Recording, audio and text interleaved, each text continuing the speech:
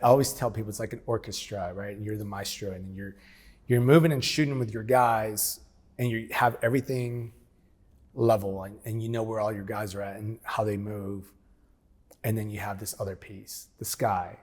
And then they're in a circle like buzzards, and then you have them separated by altitude and deconflicting them as they come in on gun runs or bomb runs. And gunmetal, Jaguar 1-4. You got visual where there was rockets and some alarms came from. Unfortunately for them, there were, you could see the muzzle flash, and then you could see the hole of the cave where they were in.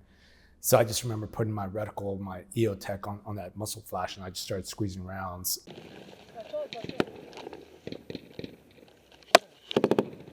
Let's go behind you guys. I hear my radios. I hear this pilot go. It's like not Owl 09. This is Eagle 2-1 and 2-2. I hear you got some trouble. And it was just the coolest thing to hear another American up there with a ton of bombs and weapons ready to slay.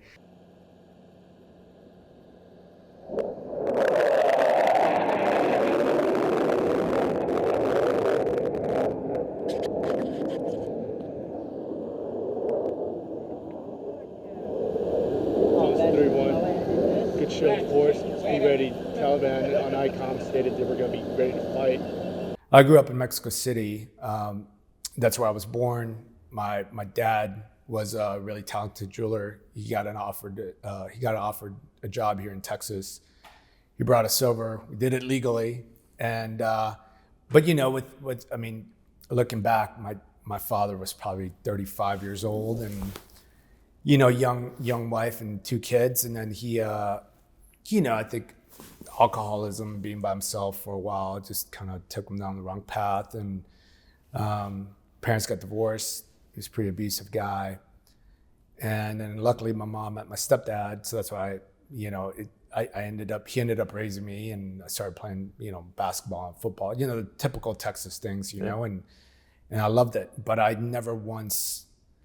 I was always fascinated with Little Green Army Men, in combat and war movies, action movies, and Chuck Norris, stuff like that. But I never wanted to do that. Like in my life, I always thought I was going to be some type of businessman or a lawyer, maybe. So that was the early part. I had a good childhood. My stepdad did a good job, and once I graduated high school, I went to college, went to Texas Tech for 2 years, and I was having too much fun. So my parents said, we can't afford this, and you got to figure out your own way. So at the time, the Air Force, I guess, was hiring, and they said, well, you do 4 years in the Air Force and we pay for your college degree. So I said, okay, I'll do that. And that's how I joined the Air Force. I joined, and I was a security forces guy, which is their military police. And at first, I had a hard time in the military. The first, I would say 3 years of it, I was 20 years old and I had some guy telling me what to do, and, I would rebel, and I was pretty close to getting kicked out of the military. And luckily some sergeant took, I don't know if he saw my potential or just maybe went through what I went through and took me under his wing and just kind of explained life to me a little bit. He's like, hey, all you got to do is have a haircut, shine your boots, press your uniform, do what you're told, and life is easy.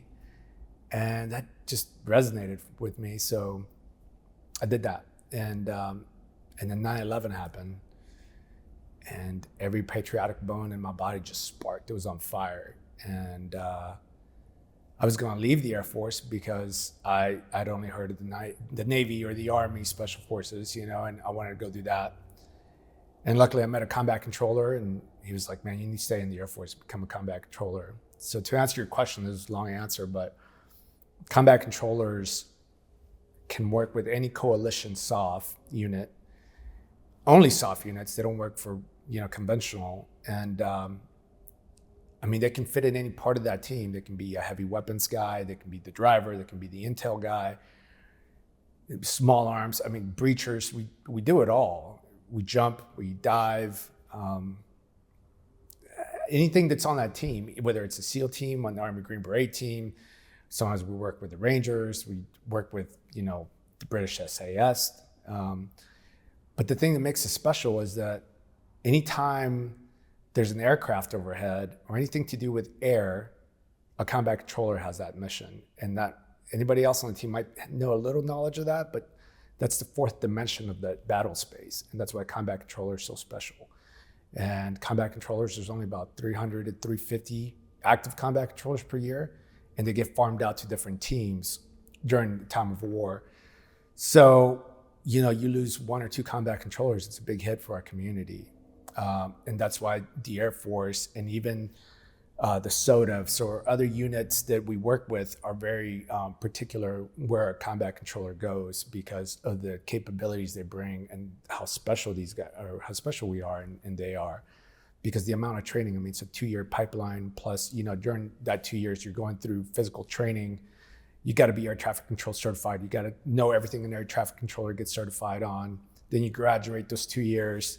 And then you also got to learn the JTAC, which is the Joint Terminal Attack Controller piece, which is a close air support. And then you're learning close air support from fast movers, which are jets, helicopters, artillery, naval gunfire. So you got to be able to coordinate all that because it's in the air. And I guarantee you now, the Army and the Navy guys might know a little bit, but not to the detail that we know. We know it, and that's what makes us so special. And combat controllers, it's unfortunate we've been in every major engagement since 1953 is when we started. But the media and everybody else, anytime you hear these major battles like, the Captain Phillips, the hunt for bin Laden, Mogadishu, there's always been a combat controller, but it's always an Army Green Beret team or CAG, / Delta, or SEAL Team 6. But they never said the guy that was saving these dudes was a combat controller, because I guarantee you, and nothing against my brothers in other branches, but without a combat controller in some of those special forces teams, there'd be a lot more dead Green Berets and dead SEALs. And that's just the God honest truth. And I think a lot of those guys, if you sat them down and said, all right, man, if you had a combat controller on your team, how would that firefight shaped out? There's guys that, it's surprising to me that not more of our guys have Congressional Medals of Honor. They have Air Force Crosses. And I think a lot of it's because the Air Force guy would get one. I mean, you just get John Chapman, who's our combat controller, got a Medal of Honor. It was because of a CIA drone that was flying overhead that got that footage, and it's the first Medal of Honor ever recorded in history. And in fact, John should have had 2 of them, but you can only get 1. So I think he's changed that and give John 2 because, he saved the guys from SEAL Team 6, a couple Rangers, a couple PJs, his teammates. It's an amazing firefight, and John is the epitome of a combat controller. So it's a long answer, but that's it. No, that's all right. So to peel back a little bit, go to, as a kid, what did you like doing? Is there anything that you did as a kid that you think prepared you for a career like this? I think competition. My parents, especially my mother, it was always doing your best. And whether it was at school or sports, but even when I was in the classroom, it was, and it wasn't a harsh way to go at competition, but if I say that you got a 97 on the test and I had 95, we could be friends. But in my head, I was thinking, how did he score 2 points higher than me? Next test, I got to get a 98. It was instilled in me to always do better than what you think you can. And growing up with a Mexican mother, it's pretty harsh at times. So I got used to the yelling here and there when I didn't follow instructions. But attention to detail was very much another part of it. But I think doing everything you could to the best of your abilities and not being complacent was something that my mother definitely instilled in me. The competition, and growing up in Texas, playing basketball and football was kind of those team sports, but you hold that position in the team that matters to the rest of them. So it's being part of a team was very special to me, and I think that's what I think naturally before I decided to join the military, it was always something I was looking for. I wanted to belong to something bigger and something special. Makes sense. Yeah. I can see why you ended up in the Air Force. If you're competing not only in sports, but you're trying to one up a kid by 2 percentage points on a test. You've got the smarts to be able to command aircraft. Yeah. The classroom was always, school was very, very important in my household. You had to be, you had to hit the books, and then you were able to play sports. Obviously, you were able to go out on the weekends. The best, they would give me that curfew. But yeah, if I was a dumbass in school, I probably wouldn't have had the advantages I had growing up. So yeah. When you decided to enlist, so your grades aren't great where they need to be in school, or parents can't, or don't want to pay anymore. How did you choose the Air Force? Was it just the scholarship? No, I think every branch was doing something like that. But like I said earlier, I didn't want to be in the military. I said, well, I think like most people think, well, the Air Force is the kinder, gentler force, and join them for 4 years and then get out. And I was like, yeah, okay, I can sacrifice 4 years of my life. That's no big deal. So that's why I joined them. Just plain and simple. I didn't even care about the jets. I just wanted something simple to pay for my school and get my degree and get out. That was it. It's still not the easy path, though. I mean, you just said it yourself. You had to sacrifice 4 years of your life. So even serving in peacetime for an education, so a lot of people still won't sign up for that. Yeah, so. I think it was just, that's a good question. I don't know. I'm trying to think back in my 20-year-old brain, but I can tell you that I was like, the Air Force seems pretty cool and it's easy. We got the best looking women, so I joined the Air Force. That was it, to be honest with you. I mean, you could put that on here. That's why I did it. Is there anything you think should be improved with the enlistment process? Yeah. I think the military has the ability to discriminate, right? Because at the grand scheme of things, whether you join the Air Force, the Army, and you're going to be a finance guy or a combat-oriented individual, the military has the ability to discriminate because the ultimate goal of the military is to defend the country. And everybody that's in the military can carry a rifle, can carry a weapon. So I think back then, I mean, guys were getting disqualified for flat feet and asthma and, God knows what else they have.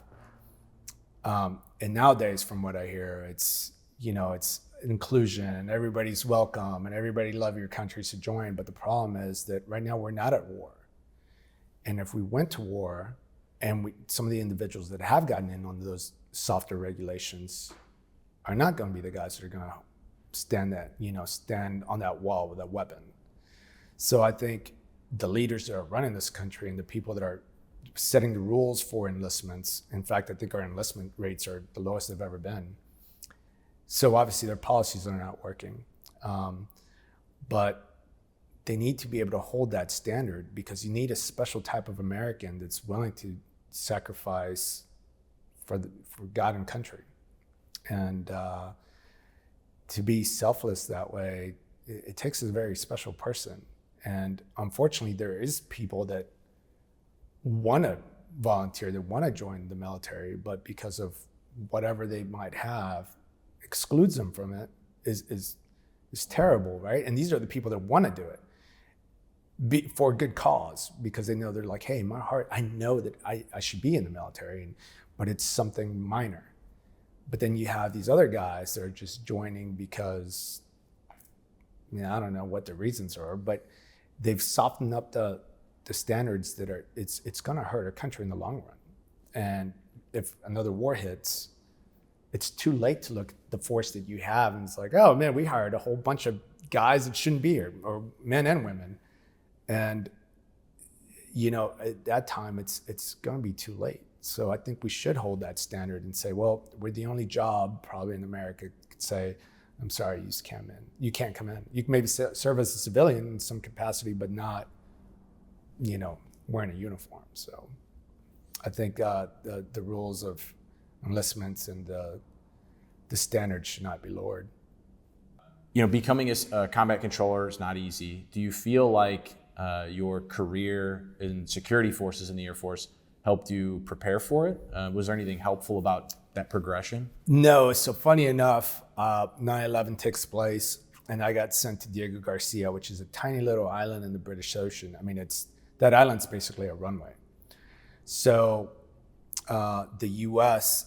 put all its bombers there because a lot of those Middle Eastern countries would not, even though they're our allies, they would not allow the U.S. to fly through them, right? So they're just like, no, you got to go around. So they would have to fly into Diego Garcia, especially our B-2 bombers. I think they're based out of Wyoming or wherever they're at. They would fly to the Indian Ocean, reload and fuel up, whatever, and then they would make the flight in, and then they would come back. And when I was there, I remember seeing these dudes get off a plane, and they had beards and they didn't have a uniform kind of. They had maybe BDU bottoms with like a t-shirt and a ball cap and bearded out, their hair was long, tattoos. And I was like, what are these guys? And and a lot of them were ODA guys, they were Special Forces, Army Special Forces. And I was like, man, I kind of want to do that. That seems pretty cool, and that's kind of what and that's the reason why I wanted to get out of the Air Force, to be one of these guys.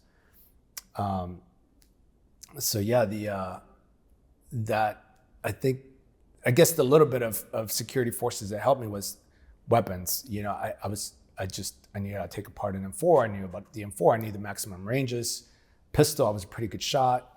I was familiar with some of the security forces training. It's the Air Force infantry, basically. So I was taught on basic, tactical movements and breaching and, CQB, stuff like that. So I had a tiny bit, a sliver of what those guys did. So I was like, I think I can do it, but the actual pipeline it's nothing. It's 2 years of your life that you get destroyed. And I think it takes a special person to go through that 2 years for sure.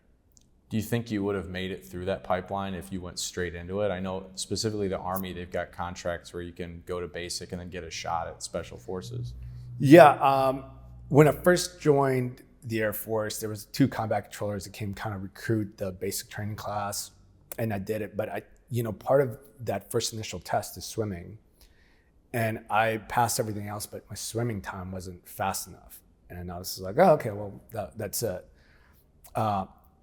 But no, I think and I was 20 years old. I think I needed some time to mature a little bit, to really zero in on what I wanted. And after 9/11, I said, okay, I don't care how much running and swimming I got to do. And I would work a 14-hour day, get off, go home, sleep, get up after 6 hours, go back to base, work out, go run, go swim. I did that for probably 6 months before I even put my package in to become a combat controller, because I wanted to make sure that there was nothing that I would fail. I wanted to exceed those standards. But it's just motivation, Any fond memories or funny stories from your time in security forces? I had a good time being a cop.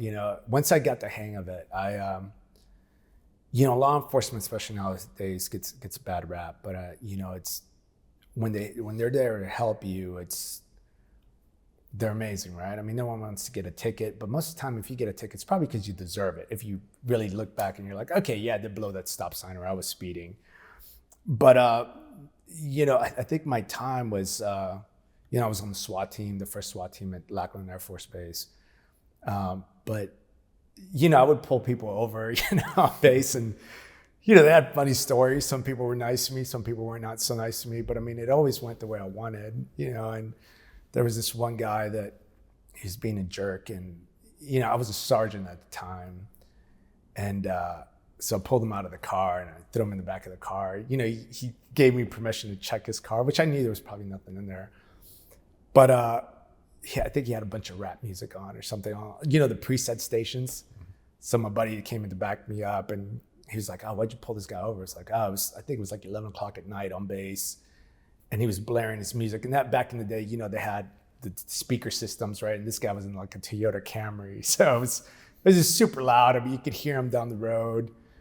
And when I pulled him over, he was a younger guy, but he was being a jerk to me. So I pulled him out the car, and my buddy shows up, and he's on the other side of the car, and he's like, what are you looking for? I was like, I don't know. I just kind of want to inconvenience this guy for being a jerk. So we kind of tossed his car, and all the presets, we put them to country music stations, and that was kind of my funny thing. But Yeah, I mean, I definitely got a lot of good law enforcement experience afterwards. I mean, I just had a knack for it, and busted a bunch of people with a bunch of dope one time, and pills. I mean, it was pretty wild how I would find this stuff. But I think that story just sticks out because that kid was being such a jerk, and I was like, oh, okay, you want to play? I was like, all right, I'll show you what's up, and toss his car. So that was pretty funny.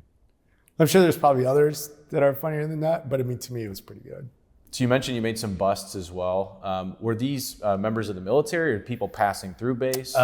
Believe it or not, so Lackland Air Force Base, they had Wilford Hall, which is a big hospital that serviced San Antonio civilians and the military members. And, if there was a big wreck or something outside of base, they would bring them. If Wilford Hall was closed, the ambulance would bring them there because it's a trauma center. So sometimes some of these people that would come in, were involved in gang shootings or, DUI, homicide. I mean, you name it, whatever happens outside of base.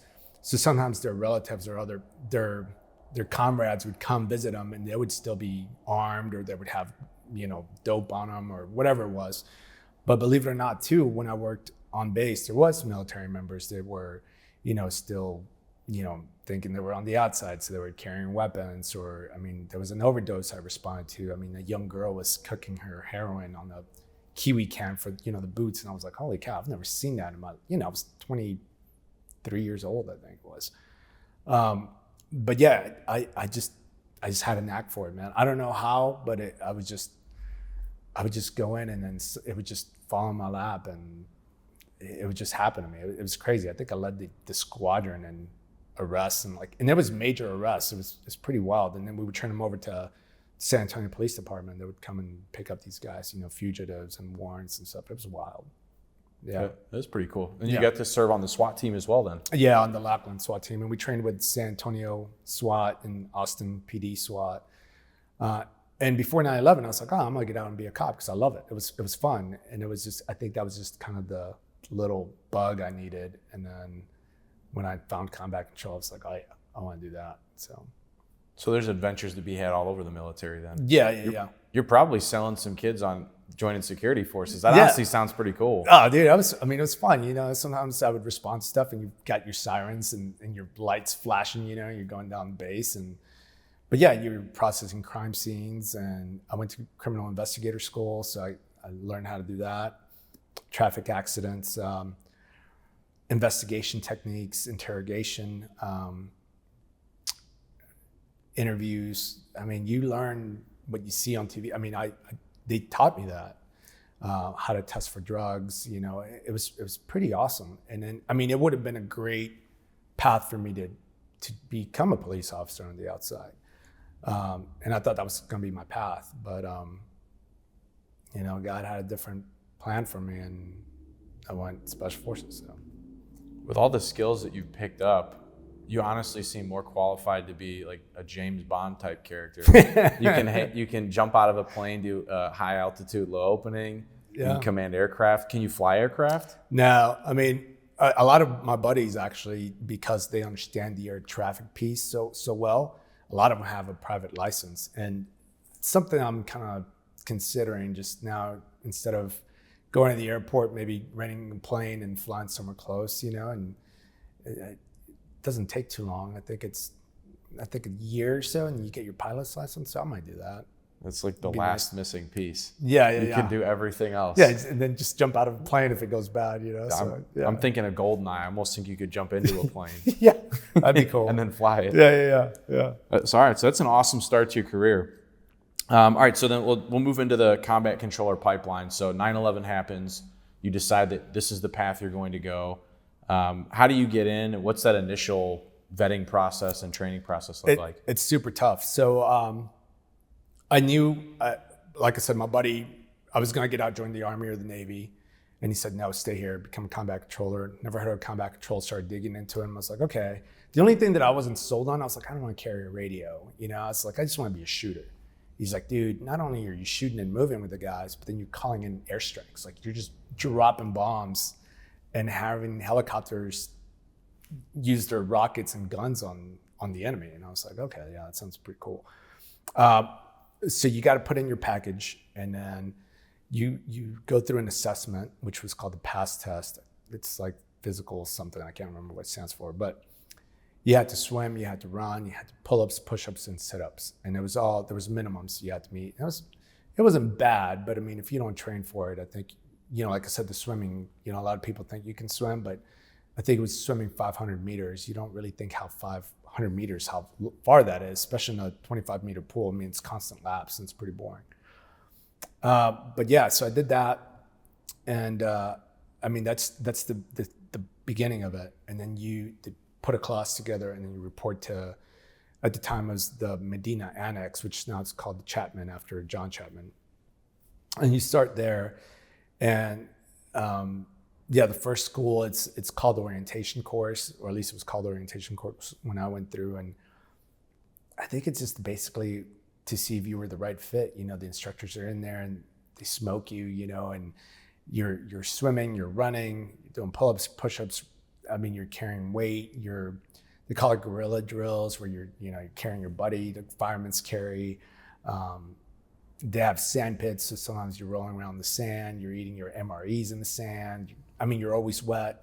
Part of it's like always wet, never dry.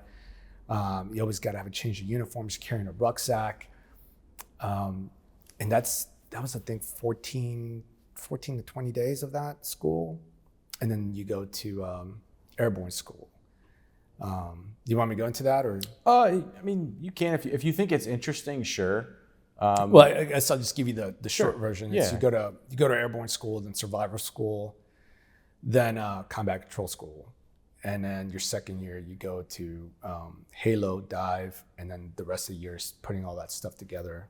That's your second year. So, what's the attrition rate look like from start to finish? 85 to 90%. Out of the 20 guys I started with, only 4 of us became combat controllers. Wow. Yeah.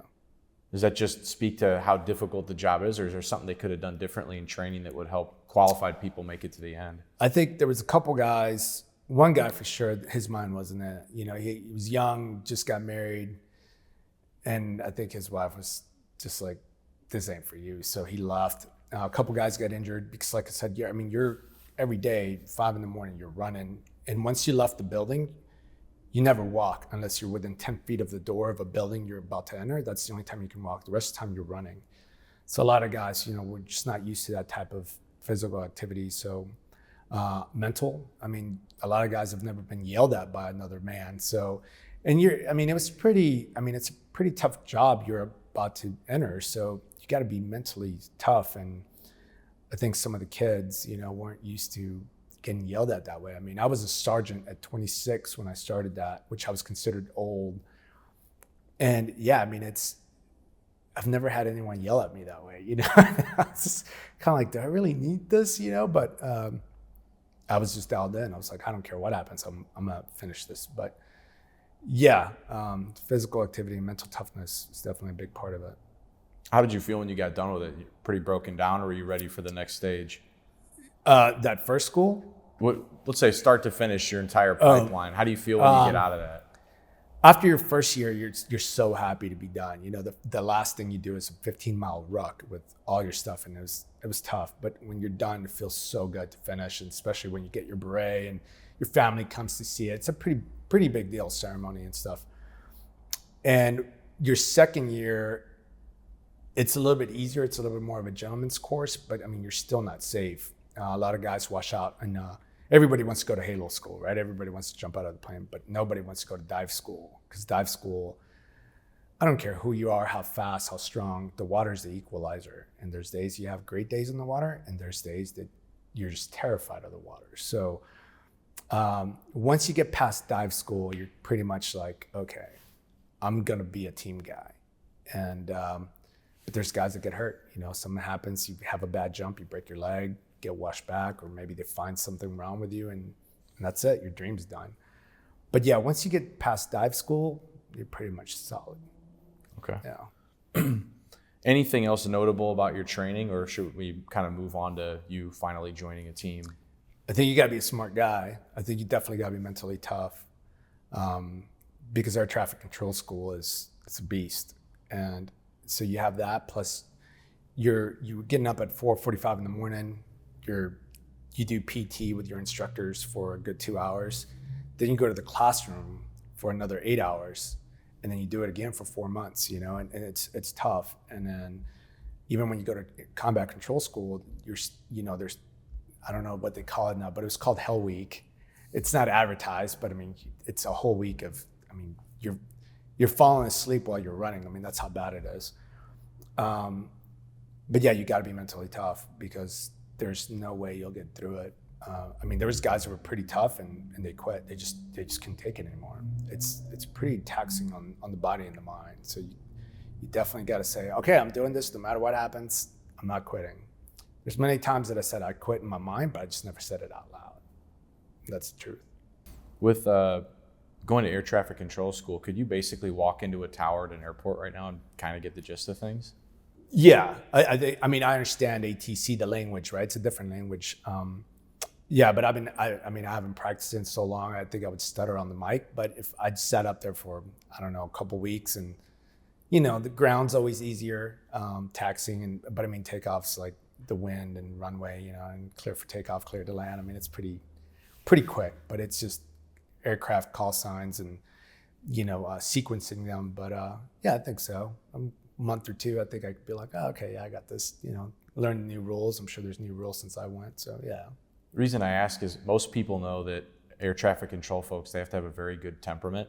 They can't get frazzled or upset when they're calm, cool, collected individuals. So what I'm getting at there is people like yourself going into combat, you would have to have some of the best temperament and ability to withstand stress of almost anyone in the armed forces. I think for civilians, if you were a civilian that just went into air traffic control, I mean, that's why their schedule is so good. You know, they work like, I don't know what it is, but it's pretty lax. And they make a lot of money, right? And they have a lot of lives in their hands. But for us, the thing that got instilled in us is you have to be cool and collected because you're the guy on the mic. And if those planes, that helicopter, whatever it is, that dust off, that medevac, can't understand you because you're freaking out on the radio, you're no good to anyone.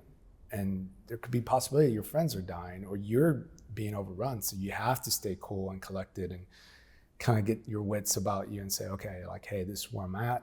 This is where the bad guys are at. I need you to come in this direction, bring in this type of firepower. And it's, yeah, you have to take, they call it a pregnant pause, where you just kind of got to almost take a step outside of who you are and look at the entire battlefield or situation and be like, okay, assess it. Let me figure this out. Get back on the mic and start talking, you know, clear and concise. So that way, the aircraft, because the more, and don't get me wrong, when you're in a firefight, that pilot is hearing, you know, they can hear the rounds, they can hear you, they can hear how agitated you are. So you're stressing those guys out. So they're trying to punch in stuff in their systems and they're just like, I need to get in there because there's Americans on the ground. And God bless our pilots. I mean, they're amazing. They will sacrifice themselves in that aircraft for the guys on the ground. At least all the pilots I worked with and some of my buddies that have been in some pretty serious firefights. So, I mean, God bless them, because without them, I mean, obviously it doesn't work, right? So, yeah, being cool and collected and just having the wits about you to stay in the fight mentally and physically is super important. So once you're done with training, how long is it before you finally deploy? I would say, so you get to your team, and then you get trained the way that team operates, right? I went through in time of war, so the next big goal for me was get your JTAC rating, because that's which is Joint Terminal Attack Controller certification for you to go to war, so you can call in air support. But prior to that, you're getting trained by your team. You're getting a different weapon system. You know, it's your rifle's assigned to you, so you can modify it how you want. You got a different optic. You can paint it, shorter barrels, suppressors. I mean, you get like the cool guy stuff. You know, you get a 203 if you want. You get a MP5. You got it started with a Beretta, then we went to Glocks, but that's got a suppressor, carrying grenades. I mean, you're just getting the whole cool guy stuff that you see in movies, like, oh, it looks awesome. But obviously every ounce equals more weight, so you start adding weight to your kit. So then you go through that JTAC program, you graduate, you come back, and that JTAC program, I think was, I want to say it was like 2 months maybe, I can't remember. But then you come back to your team, and you kind of, that was doctrine, right, where you get taught, but now you're learning how to do it in combat. So it's a little bit different, but I would say 6 to 8 to a year is once you join a team, probably another 6 to 8 months at least before you start deploying to a team by yourself, and you're the man with a plan. You're the guy that if it goes bad, you're the guy on the radio calling in airstrikes or calling in medevacs or calling in the resupply missions, talking to drones, talking to bombers, whatever's in the air you control. So I would say a good year after that. So total from start of the program to you landing in the war zone, 3 years. Wow. Yeah. That's very long. Yeah.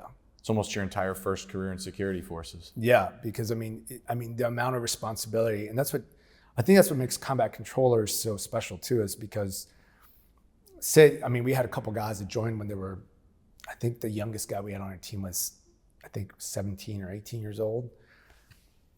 So you figure 18 years old, 20 to 21, he's joining a team of Green Berets, SEALs that have been together for 5-6 years. They're all in their late 20s, maybe early 30s. And he's the guy responsible for their lives, for the aircraft flying. He's responsible for how kinetic that battlefield is going to turn, So it's the responsibility of the weight of that combat controller it's amazing. And a lot of the fighter pilots and helo pilots are all officers. They're all maybe captains, lieutenant colonels, generals. So they have a ton of experience, but it doesn't matter. They're listening to that guy on the ground. So that 21-year-old kid who's in E3 to an E5, E6, whatever, is telling 06s, 05s what to do and they got to listen. Because if not, he can just be like, all right, we'll leave. And they have to leave. They have to listen. So it's pretty impressive to put that much responsibility and weight on a kid that's brand new to the military. It's pretty wild. Yeah, I would agree. What sort of team did you join first? Navy, Army? Army. Okay. Yeah, my first ODA was an Army team. And it was funny because it was a split team. I joined an Army team and we had a Romanian Special Forces team attached to them. So it was kind of a joint team. So it was kind of cool to see how they operated, the way we operated. And I was the only Air Force guy too. So for a lot of those guys, they're like, I've never heard of, even those guys are like, never heard. It's like, the first question is like, why's the Air Force guy here? It's kind of like, what are you gonna do? Until we get into combat, they're like, oh, I'm glad you're here. It's like, yeah, so.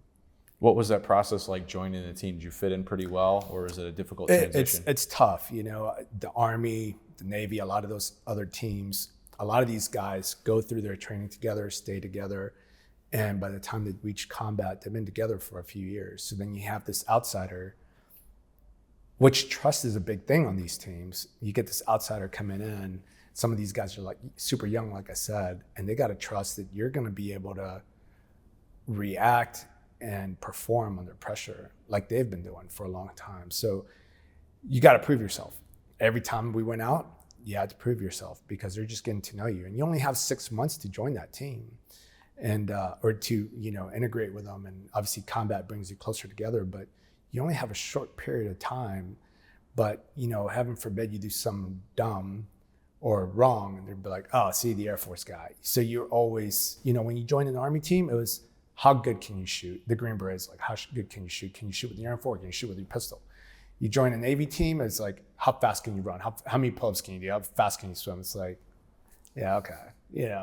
And a combat controller does all that stuff. So most combat controllers, I would say that they're top 5 of every team they join, at least the guys that I know.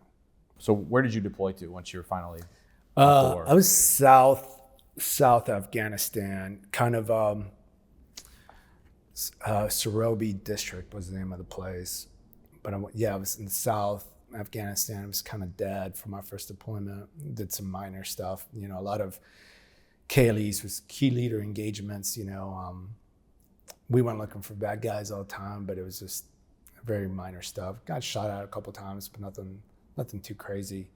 But yeah, it was a lot of intel gathering and trying to, action on stuff. But rules of engagement were different. So it wasn't the Wild West when the start of the war happened. It never is. It always tapers down. So what was the overall mission for your group, your team in Afghanistan in that area?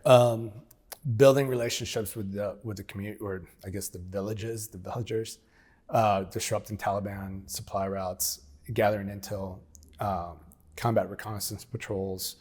I mean, we would move to action, obviously, but yeah, we were just constantly, and then expanding our white space, they called it. We wanted to show presence so that way we kept the Taliban and terrorists or bad guys away from the area we started controlling. Because as we expanded, then the other teams that were training the Afghan military, we would put their Afghan military in those places so that way they can start taking over their own country. Because that was the goal, right? It's like you teach their own guys to take over the security of their own country so we could leave. So it was just teaching them, and it was this constant presence, establishing presence of that area where we were at. What was your opinion on the overall mission and your impact in that area? Were you feeling pretty positive about it, or how did that look? No, I was pretty frustrated.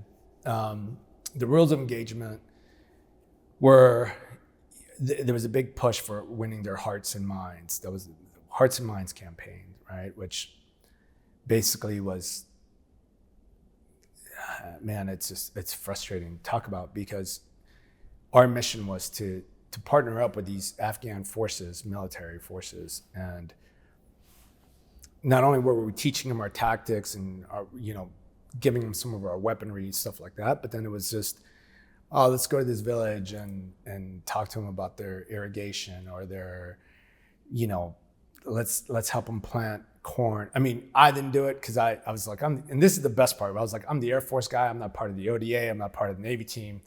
That's you guys' mission. My job is the air. So I was able to kind of separate myself a little bit from that. I mean, I was still a team guy and I would help if I needed to, but I always had that overwatch of the team. So I always had aircraft on station. So I was constantly busy, on the radio with them. But that was our mission. And then, we would help, we'd provide oil for them or seed or whatever it was. But the moment we left that village or that key leader engagement, they were trying to kill us, and we knew it. But we couldn't go after them. If a guy was carrying an AK-47, we couldn't take the guy out. We had to wait until they fired upon us first before we could do something. If we got in a firefight, we could drop that house, with 2,000-pound bomb, and you level that house and you go home. During that administration and during that time you had to observe the place from you were getting shot at, make sure that no innocent bystanders were going in, but they don't wear uniforms, so you don't know if they're innocent or not. I mean, they would shoot at us, put their AKs down, come back out. You can kill the guy, right? You had to have positive identification that it was a shooter.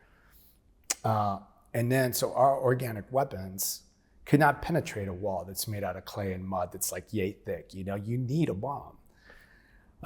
So meanwhile, while we were engaged in this thing, that call had to go from the aircraft to some colonel in Bagram to wake him up, and then they would put a CDE, which is a collateral damage ring, on top of that building and say, okay, if you drop a 500-pound bomb on here, you might damage 3 or 4 huts or buildings next to it. So you would have to get approval from that guy. So then he would have to get woken up, especially if you were operating kind of weird times. Get that, he would have to look at it, relay that back to the aircraft relayed it back to you. And by this time it's been an hour, 2 hours. And you're out there, it's hot, running out of water, running out of ammo.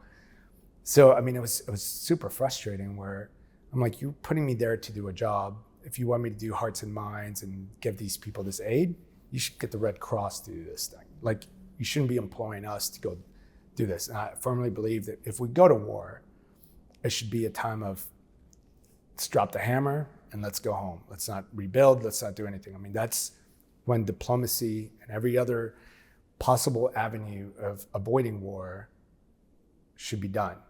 And if you're using soft guys and putting our men and women on the line for, to settle this dispute, they should be given the tools and the authority to go do their mission and come home.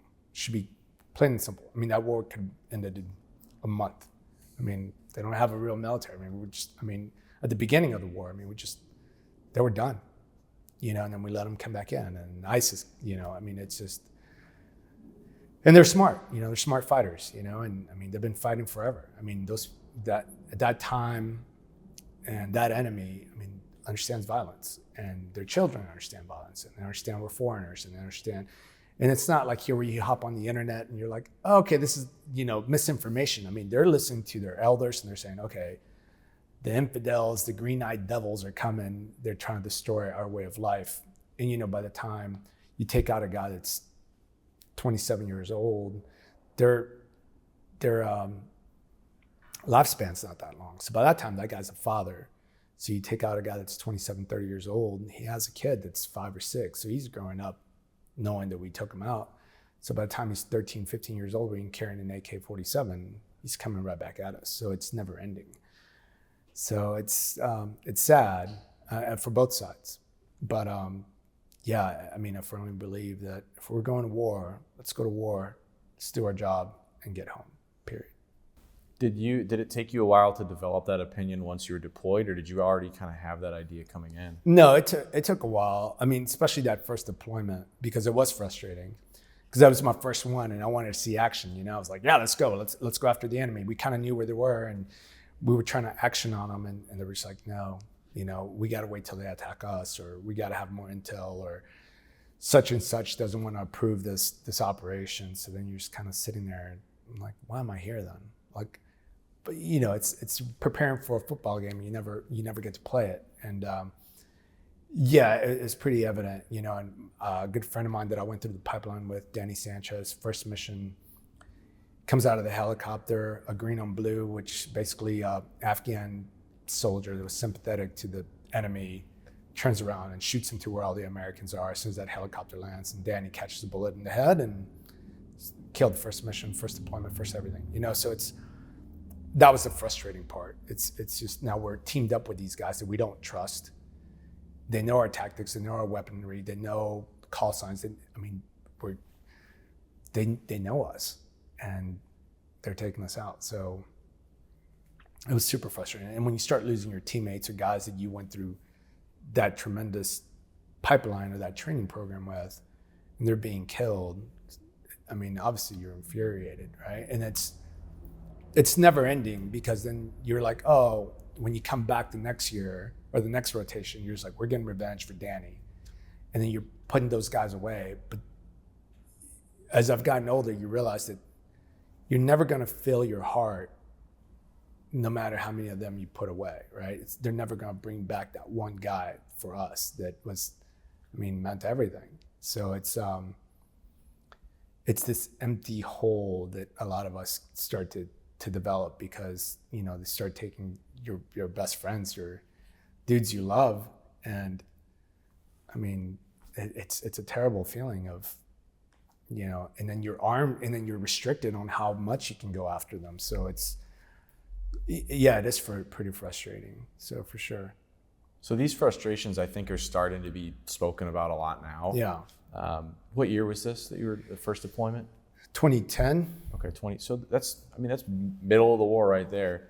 I think at that point, from a civilian perspective, we didn't really know that level. Like, if you would have told me at that time, I can't drop a bomb on a house that the Taliban's shooting at me from because it might damage the one next to it, or I have to wait to get shot at, I would have been like, that's ridiculous. Yeah. What could we have done right at that moment as a country to fix that problem? Well, I think the problem is, by that time, it's been 10 years since 9/11, right? So it's kind of forgotten about. People, even now, people say we'll never forget Pearl Harbor, 9/11, and now it's just like, oh yeah, I forgot. And then while we were operating, you couldn't really talk about it. I couldn't really call home and tell my parents, oh, by the way, I'm in these firefights and I can't drop a house, right? They probably said what you would say. They're like, why not? What are you doing? And none of us were running to the media and saying, oh, by the way, our rules of engagement are this, especially being soft. Like, we're quiet professionals, right? We're doing this other thing. And even though at the time there's a lot of media embedded with teams and stuff like that, but they're not. And unfortunately, the media, I think that was a big turning point when it's the narrative they want to push, and it depends who's in the office and telling the American public, oh, we're winning this war, or, it's just, or maybe not even mentioning it at all, where it starts to be something in the back of the news where it becomes a blurb, at the beginning of 9/11, it was a constant thing, and updating on casualties and how good we were doing. And as the years go by, it doesn't become popular. A different president gets in there. It's just a blurb at the end of a newscast, you know, and the only people that care is your loved ones, your teammates. So, I mean, it's, yeah. I mean, it needs to, I think it needs to stay in the front of the news. I mean, when we've had news reports of before where guys got killed in Africa and Americans didn't know we were in Africa. I can tell you that there's special forces units all over the world, and they're taking the fight to the enemy on their territory because we don't want them to come to our shores. But in case one of them falls, unfortunately, that's when there's an uproar like, oh, why are we in Africa? Why are we in, you know, Colombia, whatever it is, wherever country we're in. But as an American public, I mean, we just need politicians that are, if we're gonna go into these places, be like, hey, we're gonna drop the hammer and we're gonna get out. And that's it. So better political leadership. 100%. Okay. Yeah. And I think a lot of people that served in the time of war are running for office and they understand it and they're trying to change it. But it's just like the military, it's such a big machine that Washington is such a big machine that you have a couple patriots, you have a couple, you know, whatever side of the aisle you're on, and there's people that are trying to make a difference, but it's so slow moving that, I mean, I don't know, I think we need to start over when it comes to Washington, but, you know, it's going to take a long time. We can get into this later too, but I feel like the piece that's missing is first Americans caring. You know, politicians, if nothing else, are self-serving, and they kind of like to stay where they're at. It's a good gig. Yeah. Would you have gotten in trouble if you would have made a call home to, let's say, a local news station or a family member and be like, here's what's wrong? I can't 100%. shoot. You would have been in trouble. Yeah. Okay. Yeah. I mean, you just don't do that, you know, and I think I don't know. I think on the combat control side, since no one knows what a combat controller is, I probably would have been in Leavenworth, you know, and thrown out. But if I was one of the popular branches, the Navy or the Army, I mean, maybe they have a little bit more backing, people understand who they are. Maybe it would have been a little bit better. But I think it's, you know, and Americans wanting to, regardless if you believe in the cause of why we're over there, they're still Americans. They're still our citizens defending or doing whatever they were ordered to go do, and we should have their back, no matter what. It's they're following orders. It's not like they decided, an Army unit or a Navy unit decided, hey, we're just gonna go to Afghanistan and get into this fight. Like, they're ordered to go do it. So we should have their back, and we should make sure that our men and women are being taken care of no matter what. But they're forgotten about. Yeah. So. Yeah, so I guess there's the apathy and the ignorance, and then there's a disconnect between guys on the ground. I guess the higher up you go in the military, it's more and more political than it actually is on a tactical level or even a proficiency level. And so I feel like if there was a more direct link between people like yourself and people who could get the message out, I think that might go a long way towards kind of bridging that gap. Because ultimately, and I say this too, I think we're all guilty of it, and it's not necessarily false, but you know, our government is a really big machine. Washington is very hard to change, but at the same time, there are millions of people in this country, and we far outnumber the actual people serving in political part of government. They serve at our pleasure. We just haven't told them that we're displeased enough. We're still sitting at home happy. We go to the polls and vote. You know, what have we done to really put pressure on them to change? I think about that a lot. Our founding fathers, right? I mean, that was the idea. It's like anybody could serve in the government, and that's how it was. And you know, and you did your term and you left. But like you said, it's a good gig. So the parties have become so strong that it's a machine, and you kind of sway with the party, and that's how it goes. And for us in the military, I mean, it's an honor to serve our country, but at the same time, the people that are running that part of, you know, that arm of it, which is, you know, the military side, sometimes they're not really into it. I mean, at first they're just like, yeah, we should go to war, and they sign off on it, and we go to war. But then afterwards, it's kind of like they forget, and it's a popular thing, and It's too bad. I mean, plain and simple. And yeah, maybe after a while, especially, I think term limits, I mean, that's decided by the voter. But also, I think there should be an age limit, because sometimes these career politicians have been there 40 years. I mean, they're out of touch with what's really going on in the US. So I think maybe after 2 or 3 terms, you're like, okay, you're out. Like you've done enough, right? So maybe doing that, just like a president, you serve 2 terms and you're gone, but maybe for a congressman or a representative, you do 3 terms or 4 terms and then you're gone. I mean, that would get new fresh blood, new ideas, but until that happens, I kind of guess we're stuck where we're at, man. So it's interesting how we go. It's a pretty quick jump. And granted, my question steered it a little bit that way, but if we're going from not being able to drop a bomb on one particular house in Afghanistan and getting shot all the way to we need term limits. Yeah. It's crazy how, in my opinion, how these things are so closely related.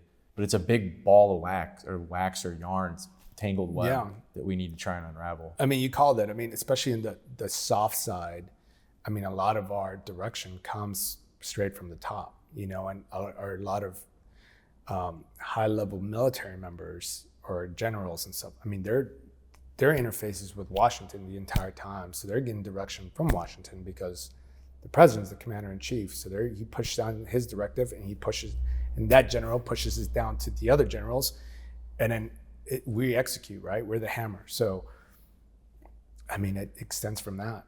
And there's some great generals out there, great military leaders that have stuck up and said, no, we can't do that, or hey, we're going to hurt the force this way. But at the end of the day, if that's the way the politicians want to run it, that's what we got to do. We got to execute, right? I mean, that's the discipline of the military. So, I mean, I don't know, man.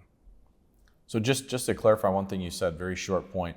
If you would have made a call back home to say this is, even if you lack details, you didn't even tell them what country you're in. You're just like, I'm fighting ISIS, Afghanistan. I'm fighting the bad guys right now. Here is the problem I'm having. I can't shoot back. You would have gotten in trouble just for. Yeah, I mean, Wow. that's the ethos we carried, right? It's like you're a silent professional. You do your job, go home, period. Obviously, I think our sister branches, the Army and the Navy, are a little bit more loose with that. Okay. Us Air Force guys were kind of like, whatever, But yeah, it's it wouldn't have been good for us for sure. I'm not blaming anyone for. I'm just Yeah. trying to understand that situation. So I feel like you are the professional. The people above you are not the professionals. Yeah. That they're the ones telling you what to do, and it almost seems to me like they're not asking or able to execute on getting you what you need to do your job. Yeah. So I'm just trying to figure out what kind of feedback mechanism could even exist. I mean, sometimes that's the only way pressure and policies change, right? There has to be a leak. It gets thrown up in the media. People are outraged. Then some of these generals and politicians get held accountable, and that's the only way that policy does change. But yeah, I mean, at the time, you don't really think about it. And then if I would have gotten in trouble, say that I would have done something like that, and they're just like, oh, you're done deploying, you're done going to I mean, I would have lost what I wanted to do, and I didn't want to leave my team. I wanted to be with those guys. So it's kind of like, okay, well, that's where we're at. It's the orders we were given, and you salute smartly and you press, right? You're just like, all right. You're unhappy with it, but you do what you're told.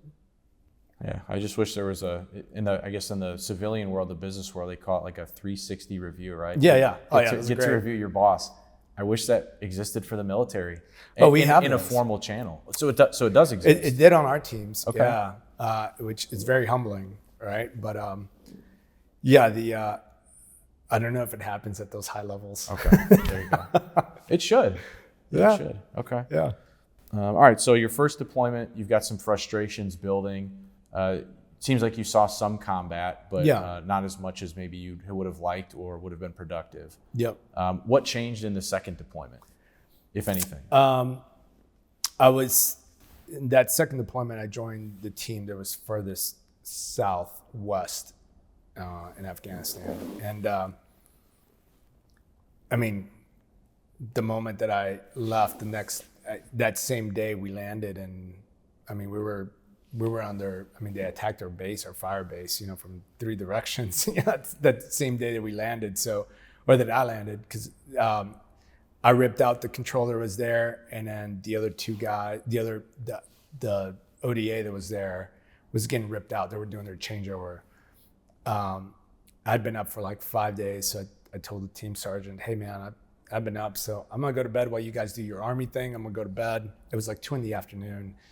And he was like, yeah, we'll wake you up at 6 for our team meeting. I said, okay. And yeah, man, I went to bed.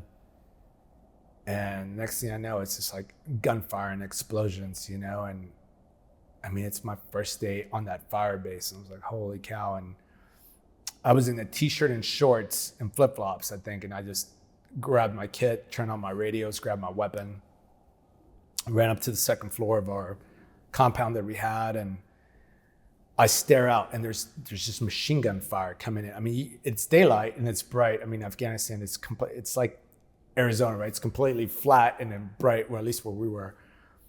And you could see the machine gun fire because they were using, there was this cave. So unfortunately for them, there were, you know, you could see the muzzle flash, and then you could see the hole of the cave where they were in. So I just remember putting my reticle, my EOTech on that muzzle flash, and I just started squeezing rounds. And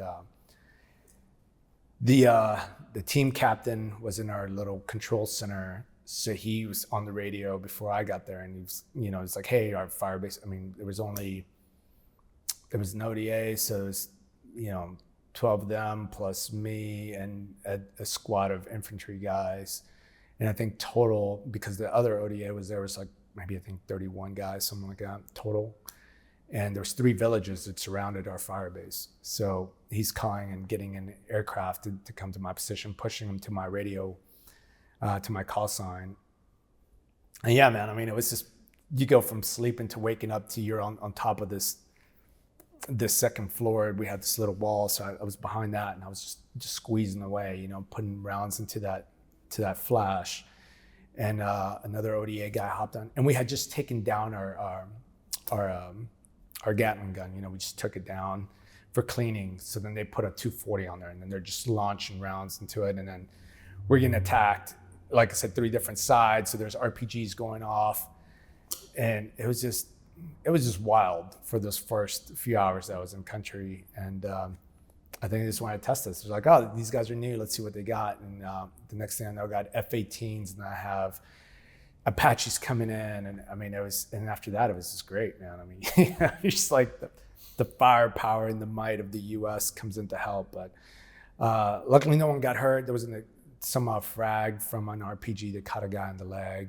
Nothing big. He didn't get medevaced or anything. Got treated on site. But yeah, and after that, I was like, oh, it's on. And yeah, it was great, man. We would do combat patrols into that village. I think 2 days later, we went in there and we got another firefight. That was another, I think it's 4 or 5 hour fight. And I think just people, it was during the hunting season, right? The killing season, they call it. It was the summertime. And yeah, I think those people really just hated us there. So they were willing to get into it. So it was cool, man. I mean, as terrible as that sounds, I really enjoyed combat, man. It's not like paintball or any, you know, you don't see the round. I mean, all you do is hear it, right? As it goes by you, or it hits the wall behind you or the ground. And I don't think, at least for me, I didn't really realize, I mean, I'm like, oh shit, I'm getting fired upon, but it never really scared me. It just kind of made me laugh that someone was trying to kill me. And it wasn't until afterwards, when we're back in the fire base and we're talking about it, when it starts to like, oh my God, man, that was pretty close, you know. And luckily no one got hurt. And I think that's why my times were a little bit different, because nobody on my team got hit.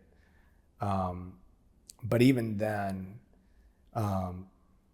I remembered, you know, Danny and some of the guys, you know, and I mean, my job was to take those people out, and I mean, it was just hunting those guys. And then on that firefight, we were surrounded again, kind of, you know, because we were in this village, and it was luckily this Apaches going by, and Apache, there's two pilots, or 2 people manned the aircraft, and the gunner, has a 180 view. So wherever the front guy is looking at, that's where the gun goes. And the pilot of the aircraft is behind him. So as they're cruising by where we were getting shot at, the Apache tells me, hey, my call sign was Jaguar 1-4. So he's like, hey, Jag, there's a guy that keeps peeking out of this hut or whatever you want to call it. And I said, well, I'll keep an eye on him, let me know. He's like, yeah, he looks really suspicious. And I said, all right, yeah, just keep an eye on him because we're still getting fired upon.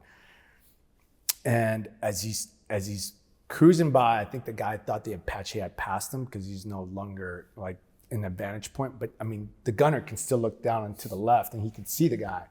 So he sees the Apache. You can see kind of the guy looking up to the aircraft, and he pulls out an RPG to like smoke us. And the Apache's like, he calls it, I was like, RPG. And I was like, yeah, kill him. And then he just, I mean, it's just dust after that. I mean, he just leveled that guy. There's two of them.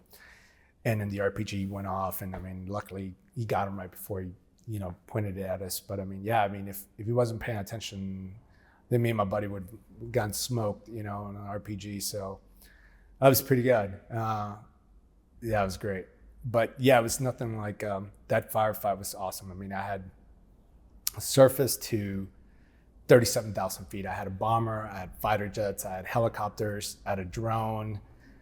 It was great, man. I mean, I always tell people it's like an orchestra, right? You're the maestro, and you're moving and shooting with your guys, and you have everything level, and you know where all your guys are at and how they move.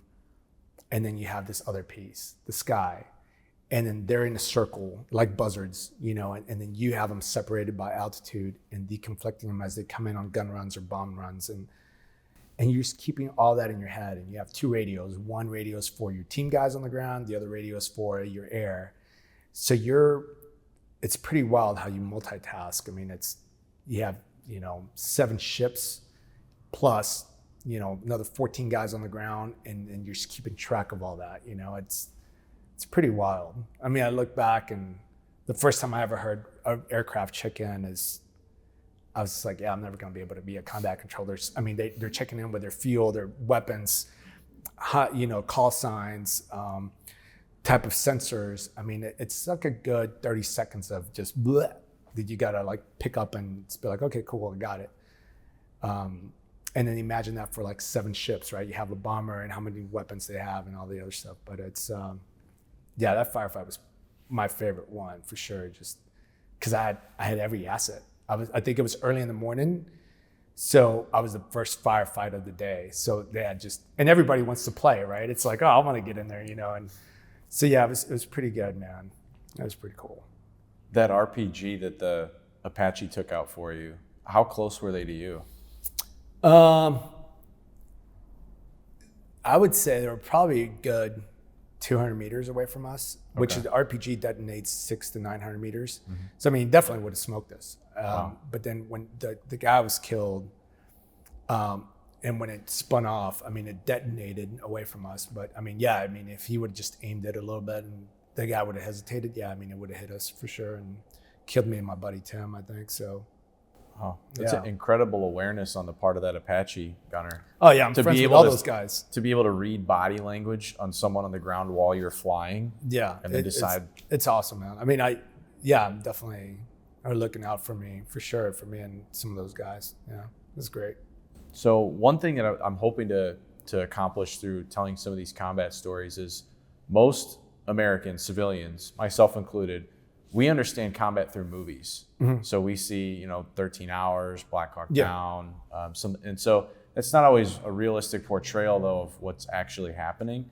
So is there any more detail that you can go into on that particular firefight, the sights, the distances, the smells, the sounds? Yeah. So, like you, I had only seen movies, right? And heard from other older teammates who'd been in war deployments. And I remember when we were going into that village, it's not like the movies, where they're moving tactful and they're just crouched down and, they're using, we used some arm and hand signals, but we all had radios. So it's kind of like, no need. But we were just walking. Imagine like you walk to the store from your car to the store and you're kind of leisurely walking. You got your head on a swivel and you're looking around, and there's every so often the guys in the back looking back, make sure, you know, and it was pretty flat too. So you could see quite a bit, except when we got into the village. And then you realize how hot it is too. You're just like, God, man, this is quite, I mean, it looks cool, but it's definitely uncomfortable. And I remember Tim, he was my Fox. He was the intel sergeant on this ODA. We were talking about Spartacus or something that we were watching the show because we had a big TV in there, and it was kind of our morale and welfare room, right? So they had a big screen, and obviously I was being soft. We had this big screen TV. We had a PlayStation, and, you know, places to relax. And we were talking about Spartacus, this show that was on HBO about the Roman gladiators or whatever. And all of a sudden you hear that, and you hear the smack, and I was like, holy cow! And it was just gunfire. And like I said, it's you don't see it, but it's so funny how I distinctly remember that sound of that smack. And it's like this echo that goes through the air, and and you can tell the type of man you're surrounded by, because no one cowered. No one was like, oh my God, it's run into contact, right? Running to get cover. And we had another element that had left probably 30 minutes before us, and they had the heavy weapons. And then you start hearing us rocking, right? So you're just like, go, go, go, go, go. And they had a 240 and I think a saw. And I mean, they're just starting to level these, you know, they're just putting lead down. And then all of us were just, and since you can't see where it's coming from because it's a village, I mean, we're just laying down fire, right? To get us enough cover, and putting a wall of lead out so that way they keep their heads down and you can get down and get some cover. So it's pretty wild the first time, you know, when it's that close, and it's like I said, I started laughing, and Tim was like, why are you laughing? And it's like, because they're trying to kill us, you know. It was just funny to me. But at the same time, I was like, I can't wait to find them, you know. And then we were supposed to have a Predator on station, because usually anytime we rolled out, the standard SOP, the standard operating procedure, was that we had to have air cover. Well, what I didn't know was that as we rolled out, that Predator, that drone, had a mechanical issue, so it didn't launch. So when we're in this firefight, I'm on my radio, you know, I was, you know, Jaguar 1-4, we're troops in contact, you know, we're requesting immediate air support, blah, blah, blah. And I don't hear anything. I was like, what's, you know, I'm checking my radios. I'm like, the guy's supposed to be here. Like, I don't know where he's at. So I take out my SATCOM antenna. So that's another ordeal, right? You got to take out a SATCOM and point it at the satellite. And I get a hold of the dispatch center, if you will. And they're like, oh yeah, your aircraft got canceled due to maintenance. So now I got to tell the captain. I was like, hey, we don't have air. And you know, he's kind of upset. He's like, I thought you told me. I was like, hey man, that's what I was told. They said it was launching, and we stepped out. So, but luckily, you know, they're great, you know, and they're dispatching all of a sudden. And they're like, well, what do you need? And I said, well, we're taking effective, you know, sniper fire, gunfire, machine gun fire. I need immediate air support. I need fast movers and helos, and, you know, armed drones. And they're just like, yeah, sure. And it's just, like I said, we were the first firefight of the day. So it's, you know, Apaches are on their way. I had F-18 Hornets come in, and then I had F-16s. And and then it's just like, what do I do with all these aircraft, right? I mean, we're getting fired upon. And then the firefight, that particular one, it was sporadic. Like I said, it wasn't an army you're facing. So they would shoot at us, they would hide, they would shoot at us, hide, and they were just constantly moving. So these aircraft are also helping us track these guys down. But then because of their sensors and how high they're flying, sometimes you can't tell if they're carrying a weapon. So if they got it hit under their man jammies, they're just like, yeah, we have a guy out here, but we don't know if he's carrying a weapon, so you can't engage him, you know? So that becomes the frustration part, where you're just like, you're getting fired upon, you're trying to find it, and the aircraft are trying to find it, but they're civilians, and it's not like before, like I said, where it's just like, okay, I know for a fact that we're getting fired from this hut, but we just don't see it. Let's level it, right? So and I would say that that's the great part about who we are too as a nation. We value human life so much that we're just not saying, well, we're getting fired from the north side of this village, so let's level the entire village, right? It's very precise. I mean, and the weapon systems we have, I mean, especially towards the end of the war, we can put a bomb into one of these buildings, put a millisecond delay where the bomb buries itself, blows up, and leaves the walls standing, but everything inside obviously perishes. I mean, it's pretty impressive because of that. I mean, it made these weapon manufacturers develop something or in a tactic where that bomb would come in, break through the top of that building, bury itself just enough, detonate, and obviously the human body can't take that, so that would perish. I mean, glass, anything like that would be gone, but the walls would stand. It's pretty wild. Yeah, it's amazing. That is unreal. Yeah. So as opposed to what we normally see in the movies, bad guy shoots at you, you see bad guy, you shoot at them and engage them. It seems like you're hunting and trying to find them most of the time. Yeah, I mean, especially in that one. I mean, I had friends that were definitely involved in those type of like closer engagements. My engagements were not like that. They were pretty, there was a standoff there. But yeah, I mean, I had friends that were fighting meters away, and they were just, I have a good friend of mine who combat controller. He's got an Air Force Cross, and he was on the other side of a wall, and they were playing hot potato with a grenade, and I mean, some of those firefights are just wild. Like, you can't believe what was happening. I mean, it's amazing. Wow. This is just my own curiosity. You mentioned that you kept your first grenade pinned. Yeah. When did you throw that? Where was that? So that one machine gun nest that was firing at us that first day, once, obviously they saw our aircraft coming, and I don't know if we killed the guys or not. I mean, who knows, right? When we're just putting lead. But so the next day or 2 days later, we went to find this cave. And me and my buddy Tim were just like, oh, we need to frag this, because it was pretty well covered, and it was the top of it, the ceiling or the roof of it was a big old rock. So it was great cover for them. So we went in there and pulled 2 frags and fragged it, and I mean, collapsed that whole thing. And I was like, oh, this is my first grenade, I'm gonna keep it. So it's on every car that I've had, I've switched it out, and yeah, I still carry it. That's awesome. Yeah, man. So on your second deployment, we talked a little bit about how you felt on your first. Your second one, you're immediately getting fired at first day. What were your overall thoughts? And I guess, what are your thoughts and feelings on your second deployment? Did things change? Yeah, it was good. Our mission there was to disrupt those supply lines for sure, in combat reconnaissance patrols. But then we were closing down that fire base, so I was bummed, because we were definitely getting action there, and there's plenty of enemy presence. But we were ordered that we were closing it. And then another combat controller supporting a team up in the north in Wardak got injured in an IED. Him and the team leader got injured.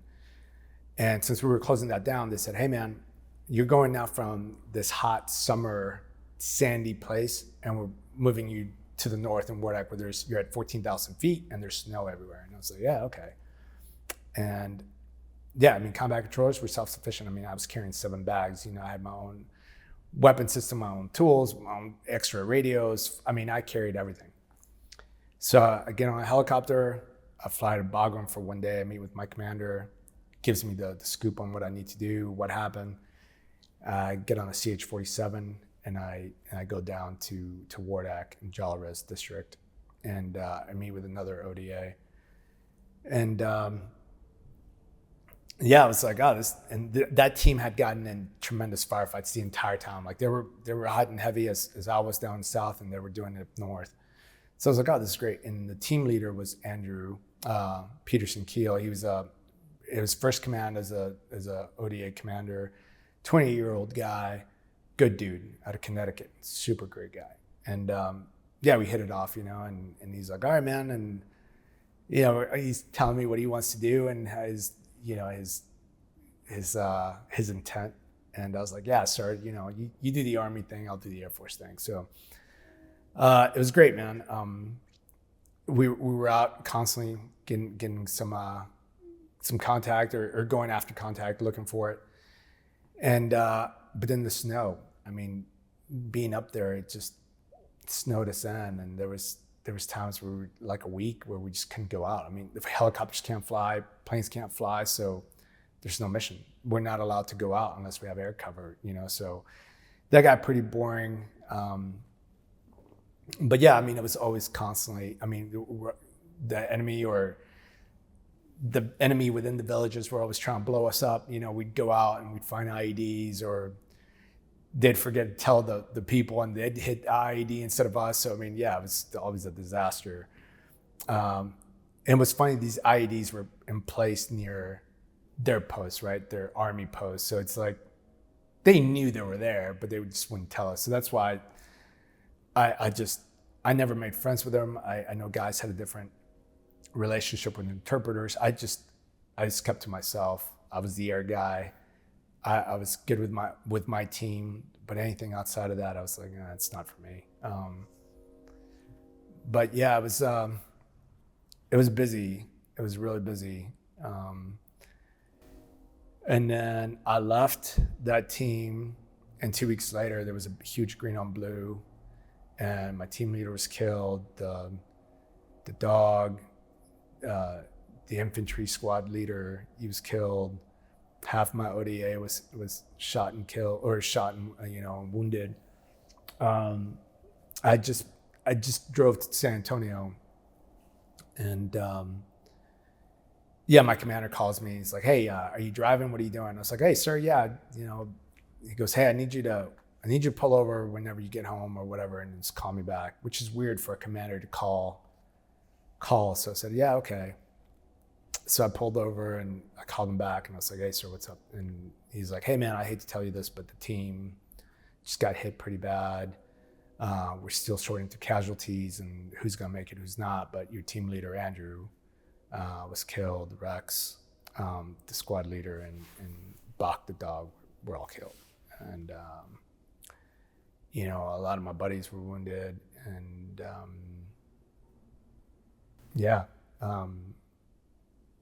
I think I hung up, and I drove to see my mom, and she was working and I opened the door to her place because she had her own business, and I just hugged her and bawled. And dude, I was crushed. One of the things I told Andrew when I joined the team was like, "Hey, man, my priority is the team. So my mission is to get all of you guys home. So if anything bad happens, or if we're in a firefight," and usually the commander has to give you they're okay to drop a bomb, right? So anything that you drop belongs to that officer, right? He's the officer of the team. So I said, "Hey, if we're apart and I just can't get to you, or you happen to fall in battle, I want you to know that I'm leveling everything just to make sure all of us come home. Like, I don't care."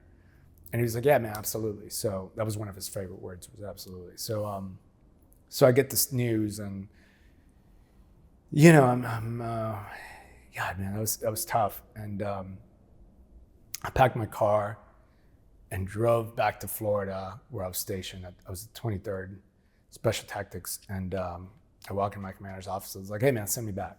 I said, my gear's still packed in my cage. I need my weapon, I need my radios and my night vision goggles. Put me on the plane back, and I'll go help that guy. He was another controller who took over that team. I was like, "I'll go help him. I'll just be a shooter." I was like, "I don't want to take the air from him. He can just do that." And great guy. He was just like, "No, I'm not sending you back." And obviously at the time I was young and I was angry. So I said, "Man, if you don't send me back, I'm gonna get out. I have 6 months left in this enlistment, and I need to go back." And he said, "Nope, you're gonna commit war crimes and you're not going back, and I'm doing you a solid." So I said, okay. My shoulder was pretty torn up, and I needed surgery. So I said, "All right, well, if you're not gonna help me," and I was gonna go to our tier 1 teams. And he goes, "Look, man, just take a breather, go join the tier 1 teams, which is the 2-4 squadron, get healthy, and get back in the fight." And I said, "No, I need to go back right now." And he said, "No." So I said, "All right, well, I'm having shoulder surgery. I'm not gonna go assess to the 2-4, and I might get out." And he was like, "You're 5 years from retirement. Don't do that. You're not thinking clearly."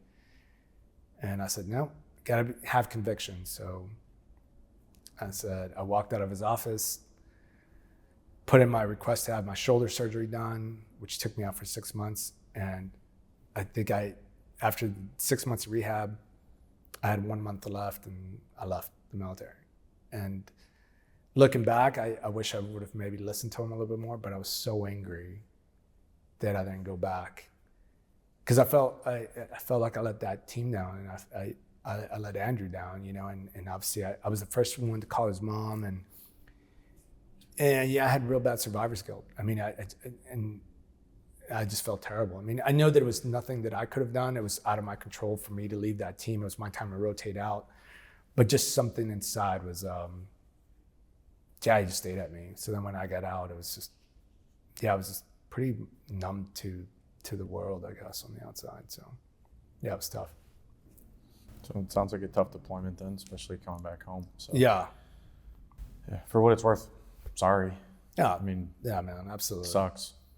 Yeah, they were doing what they were meant to do, you know, so take refuge in that. But yeah, like I said, when you start losing your friends, and said how many, not one of those guys mount up to one of ours. So in my opinion, so yeah, it was tough.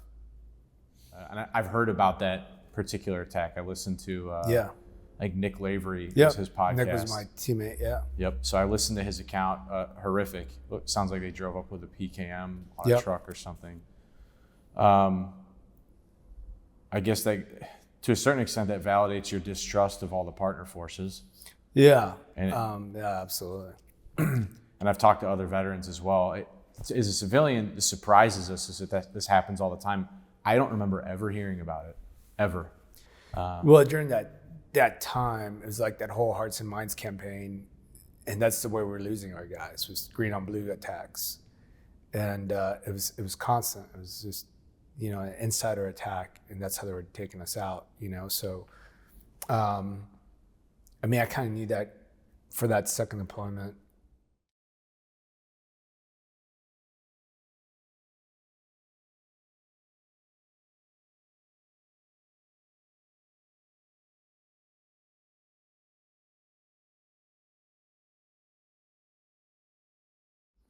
So, you know, and you hear about that green on blue and others, and you're just like, Jesus, you know. And the younger guys that I trained, I said, hey, I told them the same thing. I was like, look, man, the enemy is no longer outside so much. They're inside our walls because we're allowing that to happen. And they know where you sleep. They know the type of weapons you carry. They know what vehicle you sit in. And for us, the combat controller, we got 2 antennas sticking out. And we're the ones that bring in the firepower. So there was bounties on our heads because of the, you know, how lethal we can be on the battlefield. So we all did, all Americans did. But I mean, the combat controller, the guy with 2 antennas, and we're easy to spot, right? So what's amazing to me is, I mean, that's a huge loss of life for to lose that many, even if it's just the injury, severe injury. Yeah. Even if somebody lives, you know, Nick lost a leg.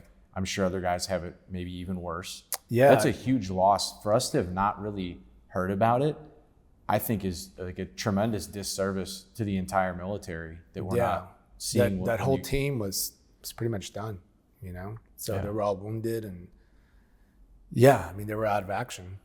I mean, I think only 2 or 3 guys came out, you know, because they were in different parts of the base when it happened. So yeah, man, it's pretty bad. I didn't really even start hearing these type of stories until the withdrawal in Afghanistan. Because my thought is, at the time, maybe it's not wrong, but we left so many people behind. I was like, we have a ton of people, Afghans, Iraqis that fought for us and with us. Why are we leaving them behind? And then I started hearing so many stories then about green on blue. They're like, don't be so quick to put these people on a plane and fly them out to Dallas. 100%. Because you don't know what you're getting. I had never heard. Yeah. I'd never heard. So, and that's the thing that people that sometimes fight, you know, civilians, right? They're just seeing us leaving. They're like, how can we do that to these people? But at the same time, you don't know these type of people. They understand violence. They do not like the U.S. And not all of them, obviously. Of course. But it's, I mean, how if we were fighting someone that would just overpower us, how would we get back at them? You got to be from the inside, right? The Trojan horse type deal. So, yeah, I mean, I give it to them. You know, they're a smart fighter. You know, I mean, they've been fighting fighting us for 22 years. They know our tactics. They know, I mean, they got so good. They knew our response times from when they first cracked off that first round. They knew the aircraft time of whether it was a fighter jet or a helicopter, how fast it would be on station. So, you know, they'd shoot at us for a while and then put their AKs down and go about their business. And I mean, we can, unless they were carrying a weapon, we couldn't take them out. So they were smart. But yeah, what I'm getting at with that is we're so uninformed about what's actually happening to our men and women when they're overseas. It's, again, it's a recurring problem that I keep coming back to in my head. If we had a huge, massive loss of life like that and we don't know, man, I don't know.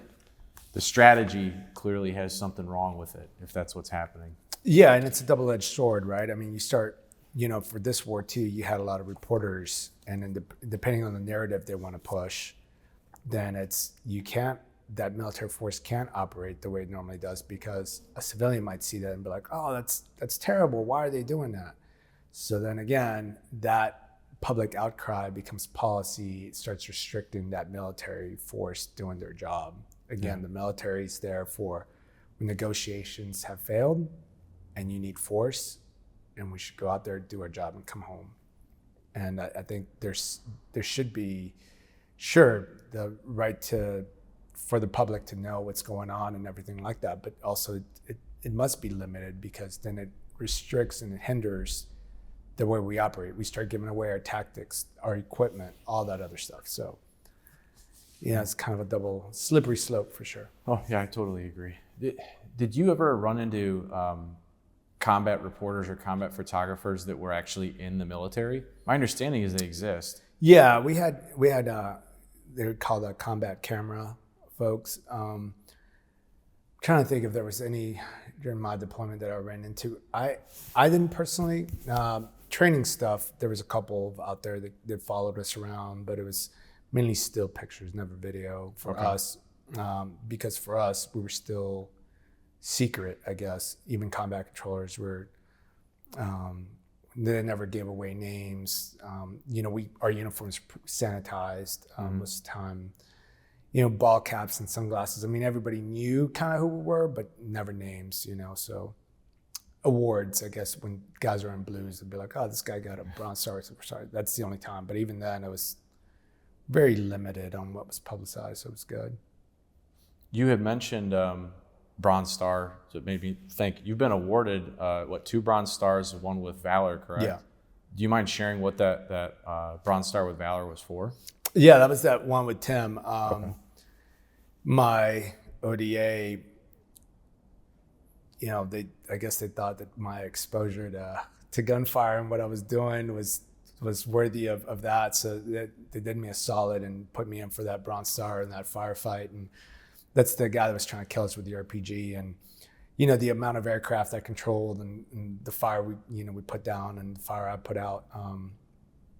Yeah, I mean, it's humbling to talk about it. You know, I don't know, man. I tell people, like, I joined and I did what I did because that was my job, and I did it because I loved my teammates. And I could have walked away from my time in service and not received one medal, and I would have been like, yeah, that's cool. Like I've never been one of those people. Even now in my civilian job, I don't care about a plaque. You know, I think my Bronze Star with Valor.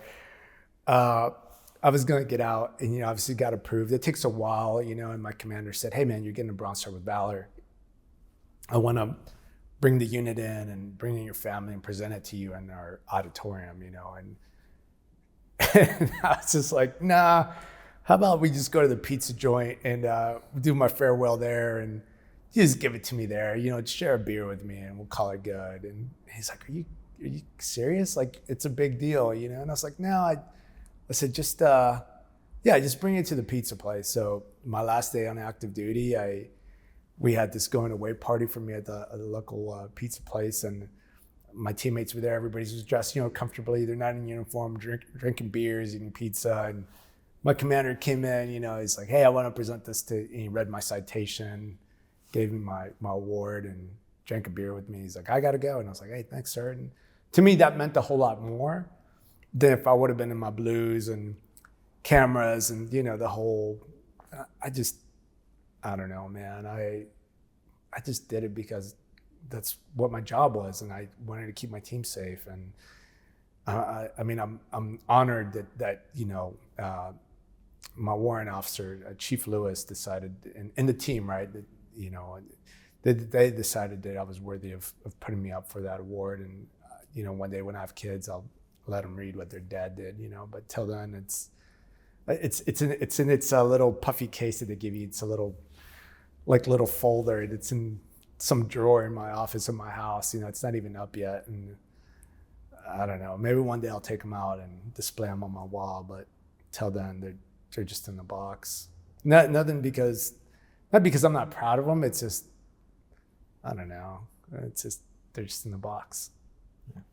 Not the piece of metal itself doesn't matter. Yeah. But the fact that you had it awarded to you by your teammates. Yeah. Especially being a combat controller, to me, what that means is they're all watching and hearing what you're doing. They're like, "There's our Air Force guy getting after it." Yeah. It was cool. I actually just recently found an email after that firefight that Chief Lewis wrote to my commander, Lieutenant Colonel Dula at the time. I just found out he's a general now, and he was like, "Hey man, I just want to thank you for this dude, and he's doing a great job, blah blah blah." He goes into it, and my commander's like, "Oh yeah, he's one of our best, And I just found it when I was looking for videos, and I was like, "Oh man, I'm glad I saved that email." That meant more to me than I think the Bronze Star, because it was my peers and my commander saying like, "Hey, this guy's solid," and I guess validation, and made me feel good that I have it. And maybe I'll print that email out instead of my Bronze Star and hang on my wall. Put them both side by side. Yeah. Shadow box. Yeah, it was good, man. But yeah, that was it. I just did my job and protected my team. My team meant everything to me. So that's it. That's awesome. All right, so we've gotten to the point where you're out of the military. Mm-hmm. We don't need to discuss, every single I did this and I did this, but how was that overall transition for you getting out? It was tough. I had gotten my bachelor's degree before I cross-trained combat control, got out.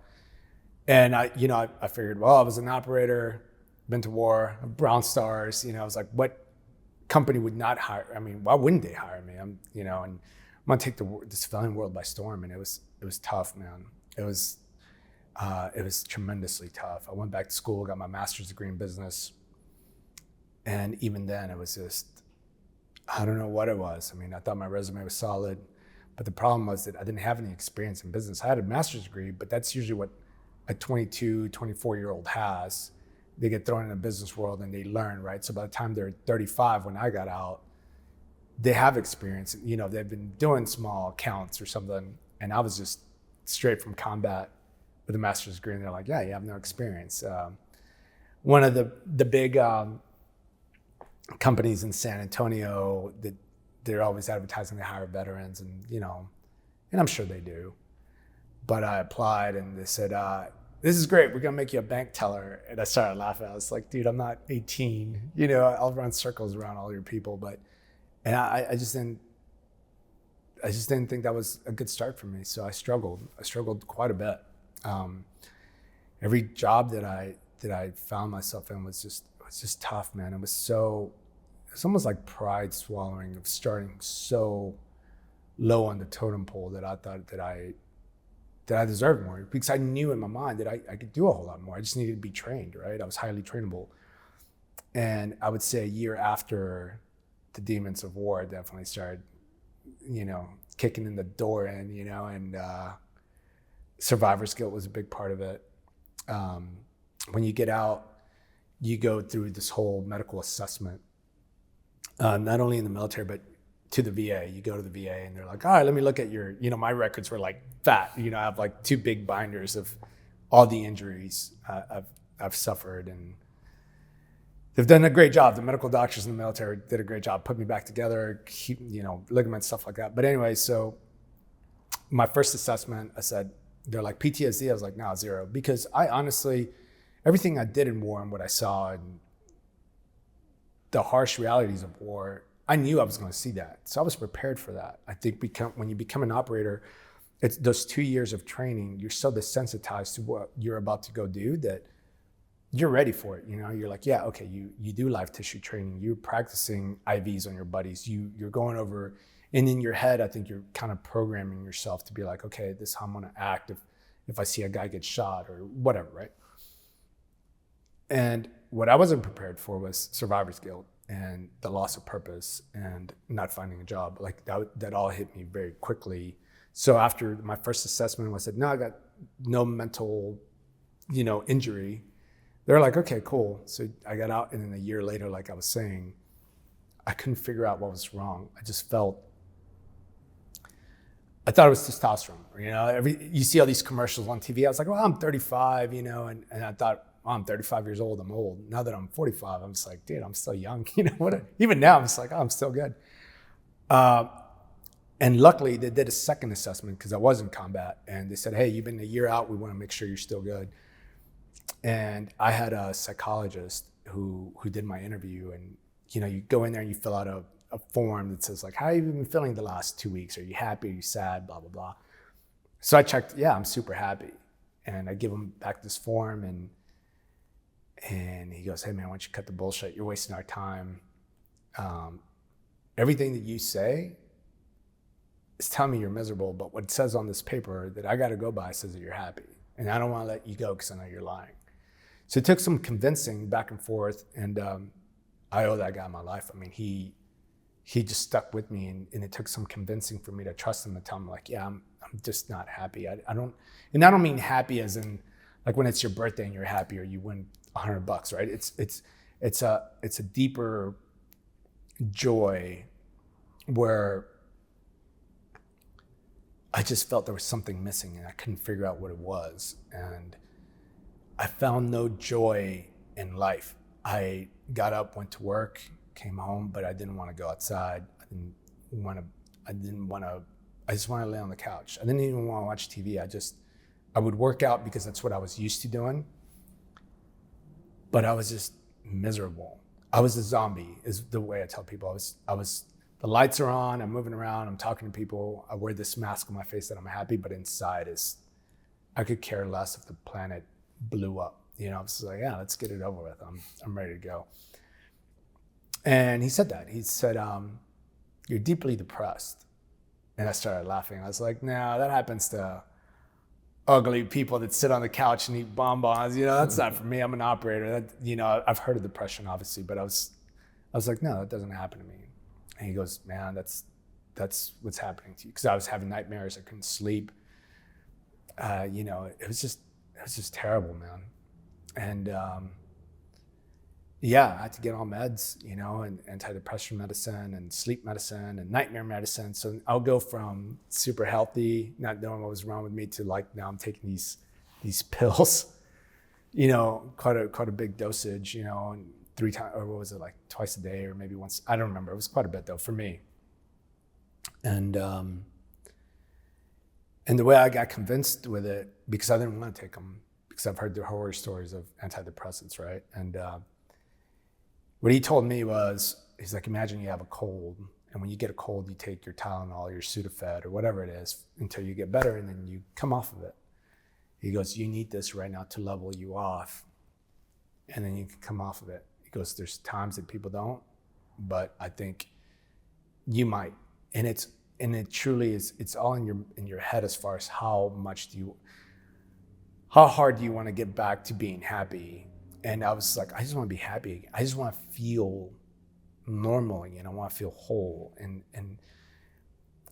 I was going through therapy for 1 hour every week, because or twice a week, I think, at first, because I was just miserable.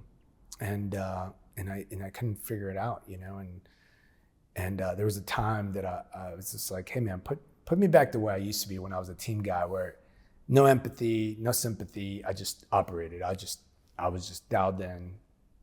I didn't care about anything else. That was my mission. Unfortunately, all of us are human, and these feelings start to play into your part, your sympathy and your empathy, and it's tough, man. It's tough going from that to this life, and then finding a new purpose and finding something that's so meaningful, where you had such an impact, especially with combat controller, right? I mean, you're amongst some of the best warriors this country has to offer. And when the firefight kicks off, they're all looking at you like the Air Force guy. They're like, hey man, save us, get some bombs. And, you know, and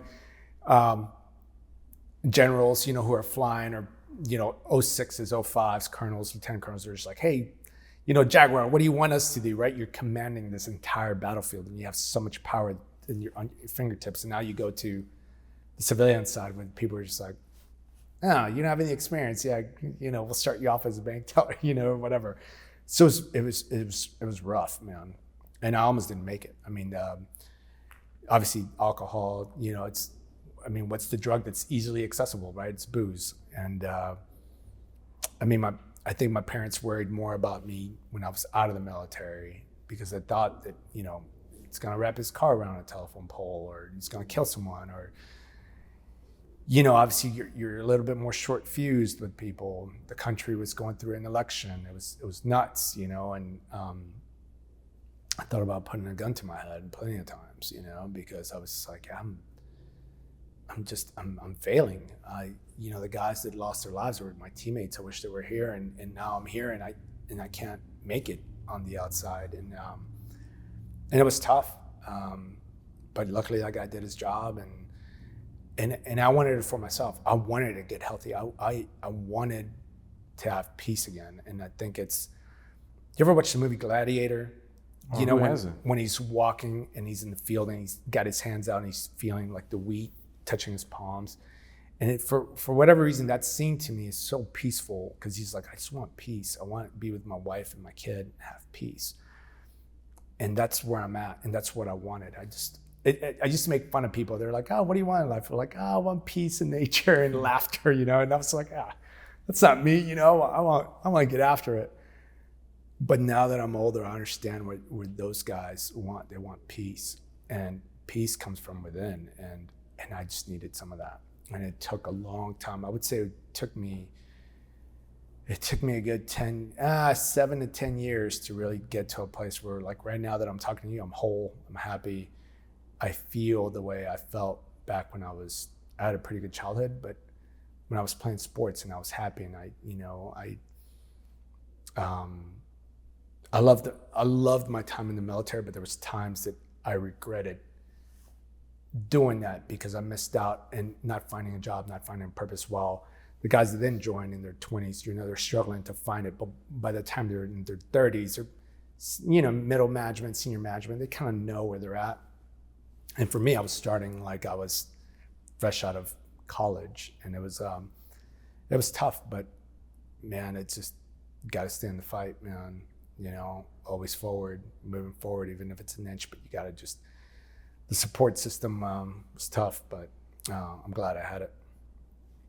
This probably segues into, you know, your foundation as well, if you'd like to talk about that. But how, in your experience, how did your teammates take that transition process? Well, as like I was saying, the struggle that I faced, and as I came out on the other side, I could see it. The guys that were still in that are coming out now, because they're in their 40s, you know, they're senior guys, they're retiring, and I see it in them. You know, I see that they say they're fine, but I mean, it's so funny how you can just pick it up without them saying a word. You're just like, yeah, this guy needs help. Whether it's they're having problems at home with their wife, or they just can't relate, they're angry, they're drinking a lot, they're just empty. And luckily, though, from when I got out to now, 10 years, mental health is big priority for both active duty teams, reserve. You know, it's a big push now. Before, if there was something wrong with you mentally when you were an operator, you don't talk about it. You keep pressing, because you would get labeled as like, hey, that guy, you know, I don't know if you want that guy operating with you, right? He's not mentally there. And feelings are just something we didn't talk about. And now it's being a push of, you know, be like, hey man, what's wrong? What, you know, why aren't you level-headed? What's going on with you, right? And it's better. It's way better.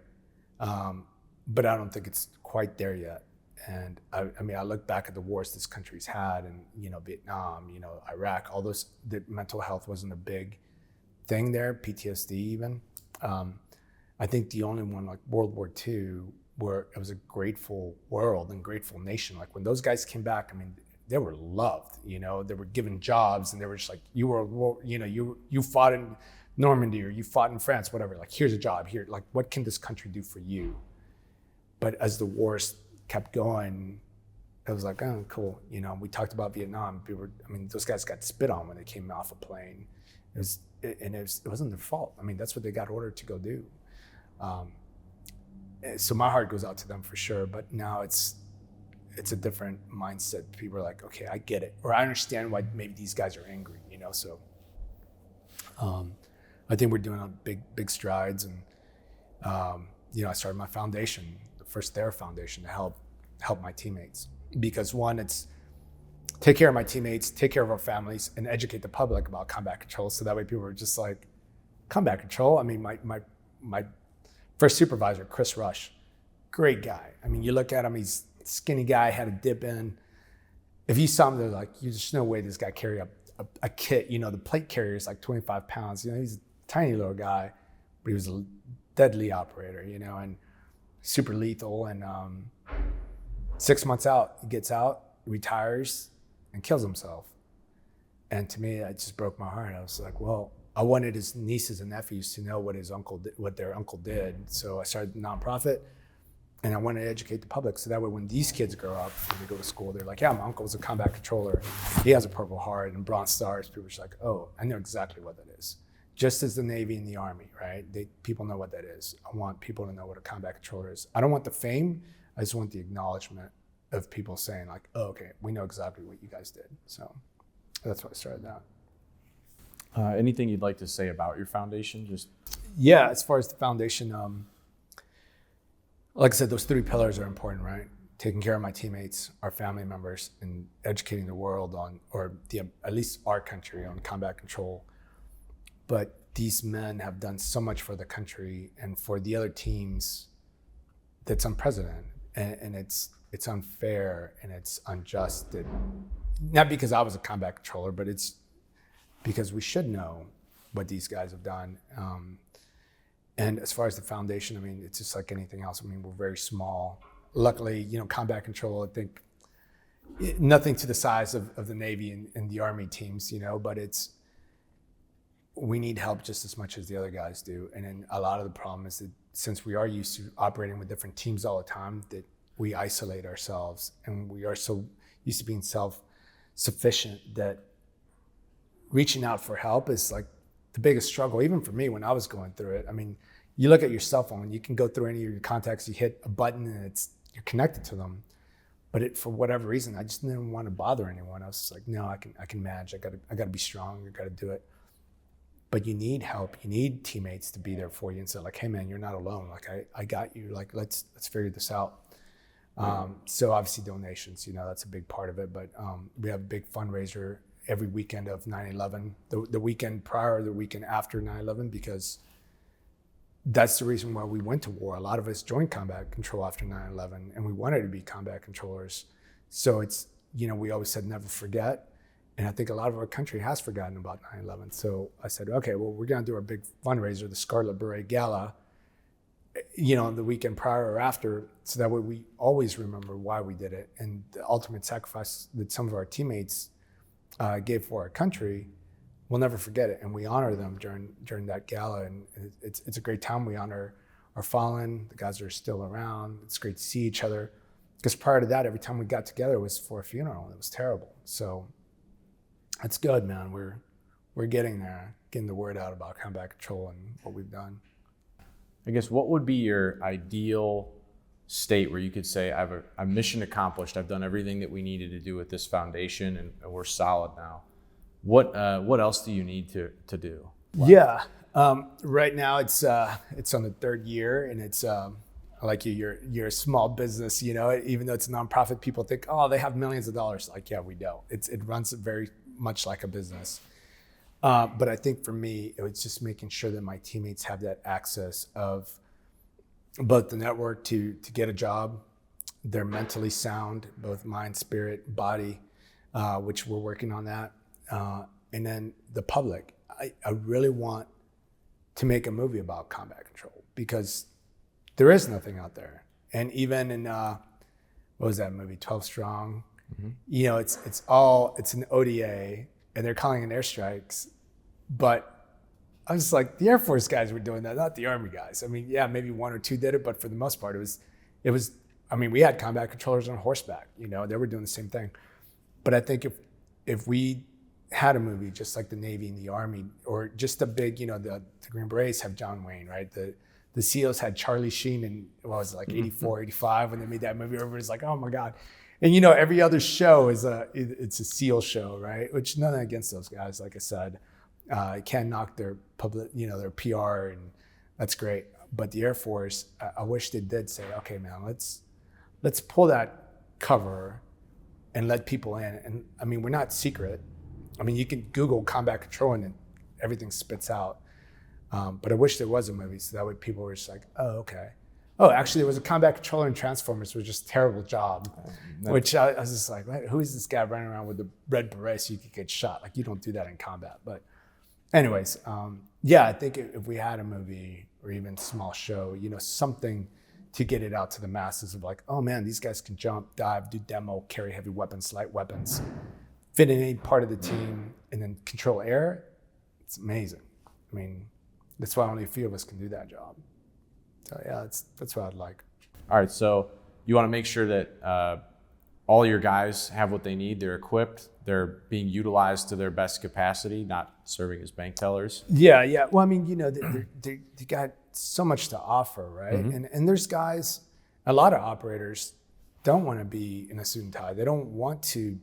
They want peace. They want to live out on a ranch or out somewhere where they're just by themselves, and that's great for them. But I think some of these guys can't be employed, and they're highly trainable, obviously, you know, and I want them to have that quality of life where a lot of the guys is, you know, they become contractors again. So they're back overseas. So they're keeping that same lifestyle, right? Of like home for 3 months, 6 months, back out for 9, something like that. But it's terrible in their home life. And as guys get older, they're just like, well, I have no other skill sets because now I didn't go to school. I didn't get my degree. Or if I did, it was like some degree that I can't really use. Businesses, you know, big corporations won't hire a combat controller because they don't know what it is. So we got to get the word out there and be like, hey, hire these guys. These guys are highly talented, highly, you know, teachable and trainable, and they can, you just mold them however you want, and they can run, you know, I mean, they're self-sufficient. But if you don't know what it is, you're not going to take a chance. So I'll give you a story. I had an opportunity I had an interview with a big pharmaceutical manufacturer, and it was myself, a Green Beret, and a SEAL. It was like 7 of us. I think it was like 1 SEAL, 3 Green Berets, myself, and some other guy. And we got down to the last, like we were all highly qualified for this job. I had an MBA. The SEAL was about to get his bachelor's degree, and I went in front of the board, and you know, I think we interviewed with him for like 2 minutes. We got through the first process, then we had to interview with him again for 2 minutes because it was kind of a tie. And when I walked out, the lady's like, hey, I just want you to know that the only reason we didn't pick you is because no one knows what a combat controller is. Everybody knows what a SEAL is. I was like, that is the dumbest thing I was like, I'm way qualified. I mean, I have an MBA, for God's sakes, and that's what you're looking for. But you want a SEAL, right? And like I said, nothing against those guys. Great for their PR. Everybody knows what a Navy SEAL is. And then I found out 6 months later, the guy quit anyways. So I was like, yeah, that's what you get, you know? But a lot of these big, and it's not their fault. They're just not educated enough. And the Air Force, for whatever reason, doesn't go out of their way to educate the public on combat control. So I'm trying to change that. All right. So take care of your guys, more awareness, and then if we can, get a good movie going. Yeah. Okay. Take care of our families too. Yeah. Yeah. Oh, yeah. Okay. Yeah, that was the other one that I missed. Yeah. Take care of our families. Take care of our guys. Educate the public. Is your foundation in need of anything right now? Because donations. Okay, donations. All right. So you need more money to continue operations 100%. and get the mission accomplished. Yeah, absolutely. Yeah, donations, great. I mean, it goes to, everything we've done from rehabs, funeral arrangements. We've done retreats to help guys. we're pivoting into plant medicine to help them out. Yeah, it's just whatever we can do to get guys to stay on this earth, feel better about themselves, get their mind right, their soul. I mean, you can get your body to be super healthy, but if your mind and spirit's not right, it's all for nothing, man. You know, Americans, maybe if they're being callous or if they just have too much on their plate, they're like, you know, it sucks that veterans are not making it or that they're suffering in silence. If Americans are callous to that, and they're like, well, how does this affect me? Yeah. You know, what I've learned by talking with individuals like yourself is you are all highly capable people, extremely intelligent. And this goes for, you know, SEALs and Army, especially for combat controllers. You guys are in the Air Force, so you've got the smarts. We've sent some of our best people overseas to fight a war, and we've not held politicians accountable for doing the right thing by them and seeing that the actual greater strategy and mission made sense. And then they come home and then they still don't get the assistance that they need. And I'm not saying it's like poor Navy SEAL or poor combat controller, but when these guys come home, some of our best, our bravest, our most masculine, the people that our country could get a lot of inspiration and leadership from, our whole country loses when one of these guys doesn't make it or doesn't live up to their full potential or find a new purpose. I can tell you, that's a great question. For people that see this, or people's like, well, how does that affect me, right? Yes. So I can help you with that, is that maybe you're working with a guy that you know he's a veteran, right? Sometimes veterans get a bad rap because they're like, oh, they're cranky, or they're black and white, and they iron creases into their pants, God knows, whatever thing it is, right?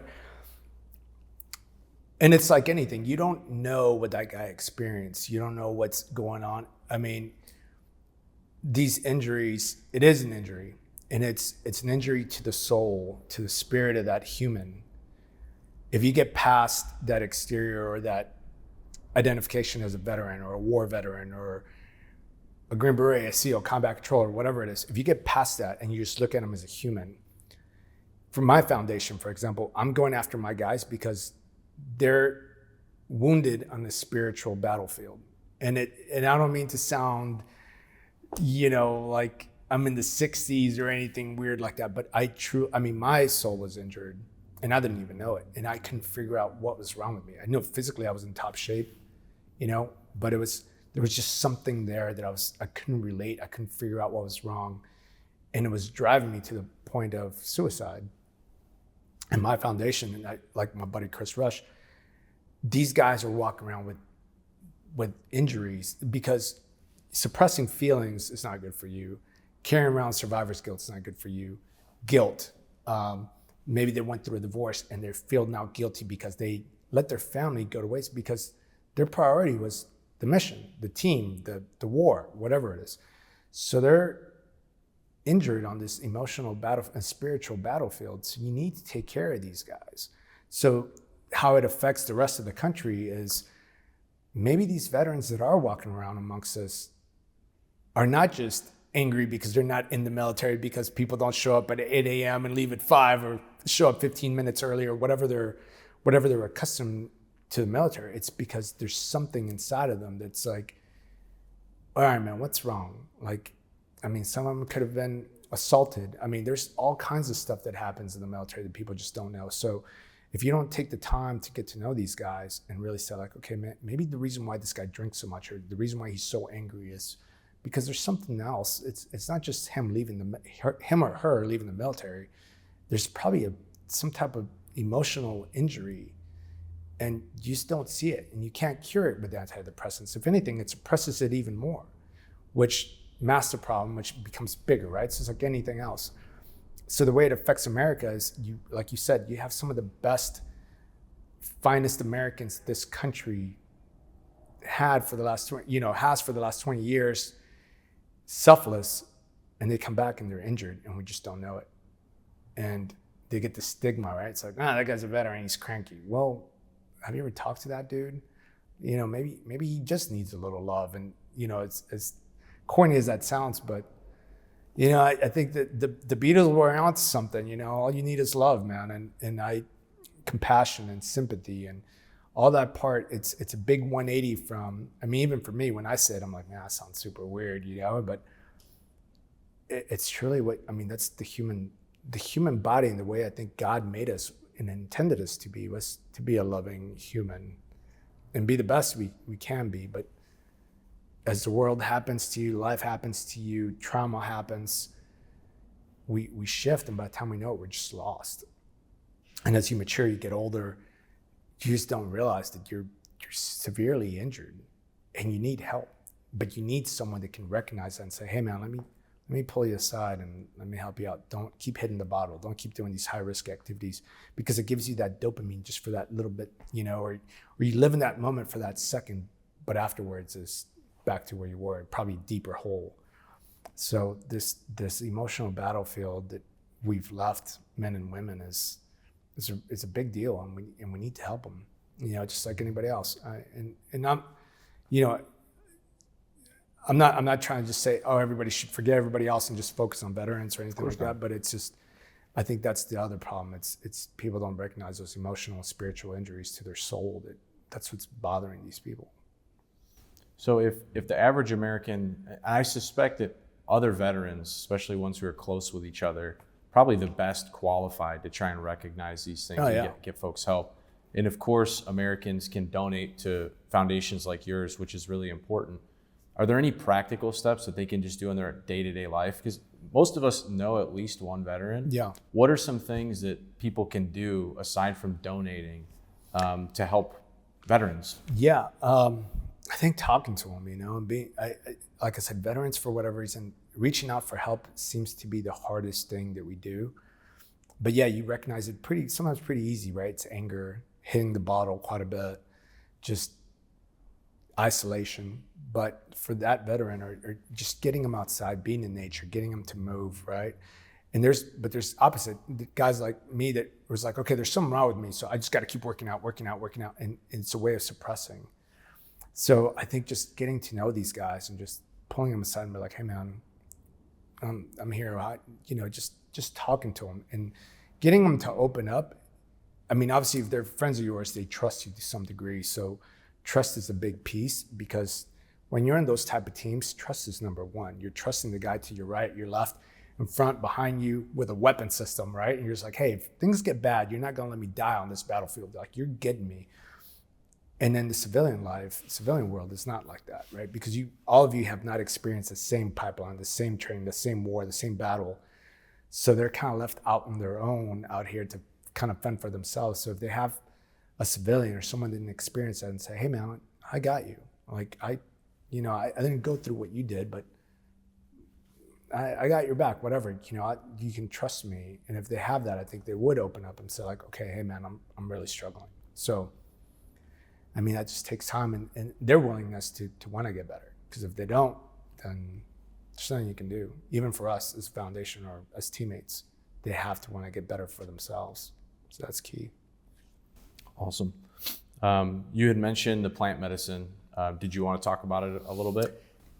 For the initiative that we're doing, is we're pivoting into plant medicine. What we found is that plant medicine has remarkable results where it lasts, a typical ceremony, as they're called, is 2 days, right? And you take it, usually lasts about 6 hours. You're going to bed. And so 12 hours, a guy can go from suicidal to just happy. And it's a way, this plant medicine, which is ayahuasca for the most part, that's what we treat with. It has a way of finding that, and it helps you offload that heavy burden. It heals your spirit. And I know it sounds crazy because it's a plant, and it's not a drug. It's not something that, the negative connotations that come with it. This is truly medicine. It's not like you get addicted to it and you're, just craving it, because I don't think anybody wants to go through that. And it's definitely not for partying. It's very spiritual. It's very sacred. And I can tell you, because I've done it, and it's changed my life as a human. It's changed my relationship with alcohol. My depression's gone. I'm not on any medicine. I'm healthy. I feel whole. And for me, I was like, well, for me to treat my teammates is to offer them that same thing. So my foundation's taking guys into Mexico where it's legal, because ayahuasca is not legal in the US. Take them down there. We have a 4-day trip where they come in, they get acclimatized to Mexico, relax, because it's nerve-wracking, right? You're like, I don't know what the hell how's this gonna be? Some people think it's drugs. I was never into that stuff either. So my first time was like, I don't know what's happening, but just get them to relax. You do it, like say Friday night, Saturday night, and then by Sunday, they're just, you remember when you were a kid and you cried so hard that you're kind of like breathing hard and you crash out and you fall asleep because you're just emotionally spent? That medicine does that to you as an adult, and you sleep and then you rest. And you get this clarity, and it's hard to explain unless you do it, but it just repairs your soul. It's the most beautiful and scariest thing I've ever done, but no one's ever died from it. You can't get addicted to it. You're not hungover from it. I mean, you might be tired of crying, or just your soul is just like, oh my God, what happened to me? But to me, it's worth the money to spend that, to change the guy's life, to make him a better father, a better husband, better teammate. And we've treated their spouses, because we got to treat the entire unit, the entire family unit, because if we just treat the guys, they're going back to a family that's, been with them forever and it's experienced the trauma and everything else that, this guy's going through. And it's not going to work. You got to treat them both, right? And they're kids, but we've treated combat controllers and spouses, and every single one, not one has ever said, this was terrible, I would never do this again. They might say that at first, but then they're just like, this was the greatest thing I've ever done in my life. It's changed my life. Every single one has their lives changed. So we're also got the medical scientific data behind it. So that way, whoever's watching this is like, oh, that's just that guy and his teammates, going on this ceremony, getting high. It's definitely not a high. Like I've never felt so like, what they show in movies, right? Where it's like, oh, I feel amazing and blah, blah. It's called the journey, because you're being shown parts of your life and you're experiencing, like I said, it's just hard to explain, man. It's your soul. And it's truly, I think, the way God intended us to be. And you're almost like, it's your reset where you're just like, oh, this is what happened to me. Or you come face to face with some of the trauma you face, and you're able to let go and be at peace with yourself and say, okay, hey, I did this, or this happened to me, and it's okay. It's in my past and I can get over it. Like I said, one of my teammates was suicidal. A few of them, they've done this and they're thriving, man. I mean, sure, it takes some time. There's integration and we still have group chats just to have like a support system. But for the most part, it's better than you spending, I was telling you earlier, than you being a millionaire. And you're like, hey, I'm gonna take you to the Four Seasons and you're gonna live it up for a weekend, and live in a presidential suite. And then you're gonna go back to your small apartment and wherever you live. And now you're miserable again. You're probably even more miserable. I'd rather treat a guy that's way cheaper than that and change their entire lives, where they're just like, I'm off antidepressants. I'm good. My anger's gone. I love my wife. I love my kids. I can talk to them. I no longer have road rage like I used to. I can function in society. I understand these people. So to me, the answer is clear. It's easy. And that's, for me, as the president and founder, it's like, this is how we're shifting. And we're doing it in Mexico so that we stay in compliance, everything's safe, treat these guys, bring them back to the US.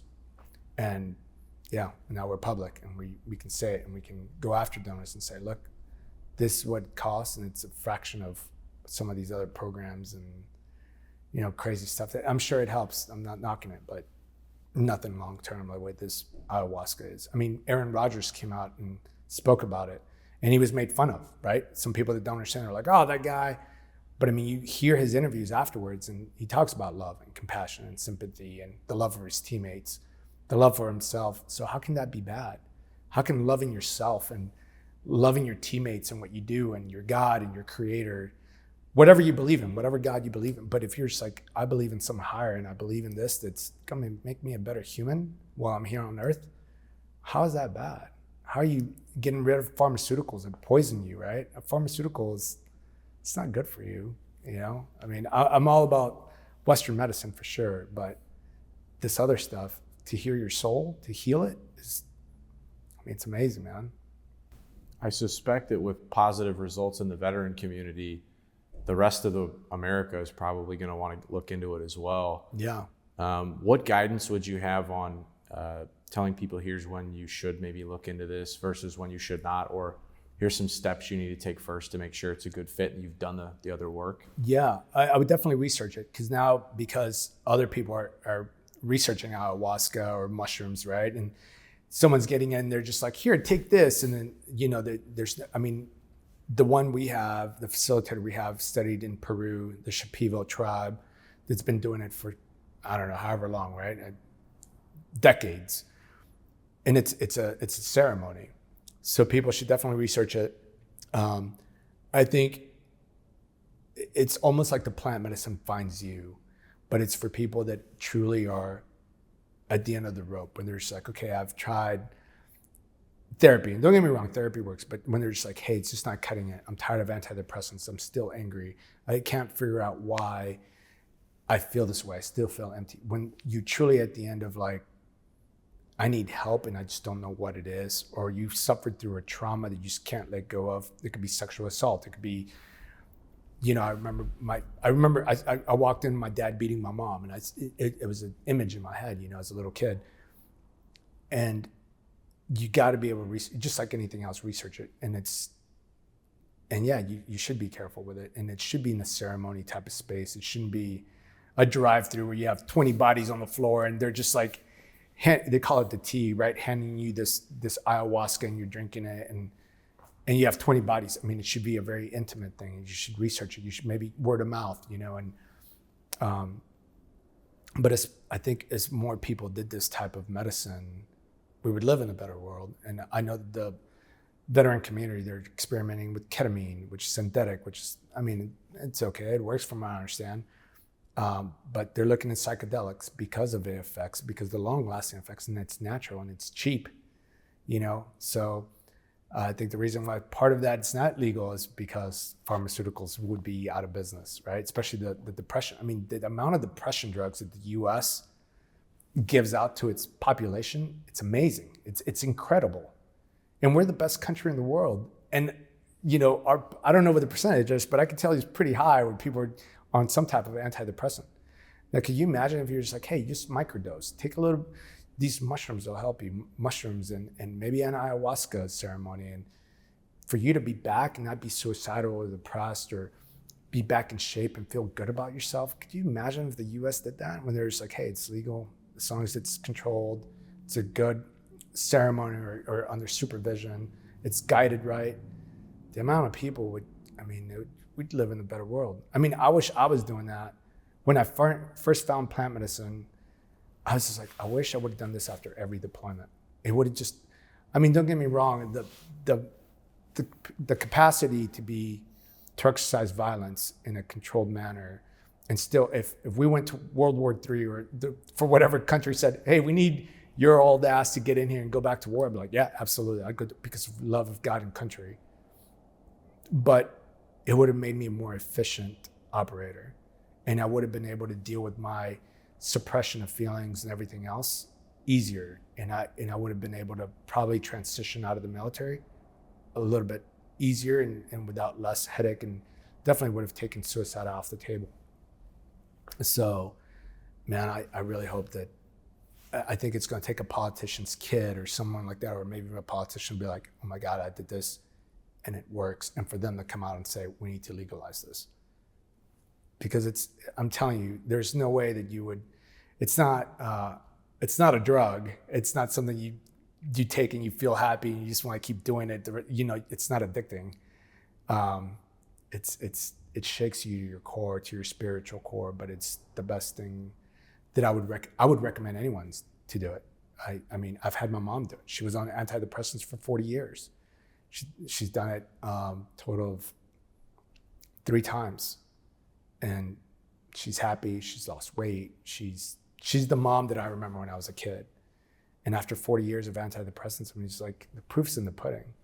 I wouldn't give that to my mom if I knew it was a drug. I've given that to some of my best teammates, to their spouses. Well, I haven't given it to them, but I've exposed them to it, right? Mm-hmm. but to see them thrive and to be good men and good husbands and good fathers, I mean, what else do you need?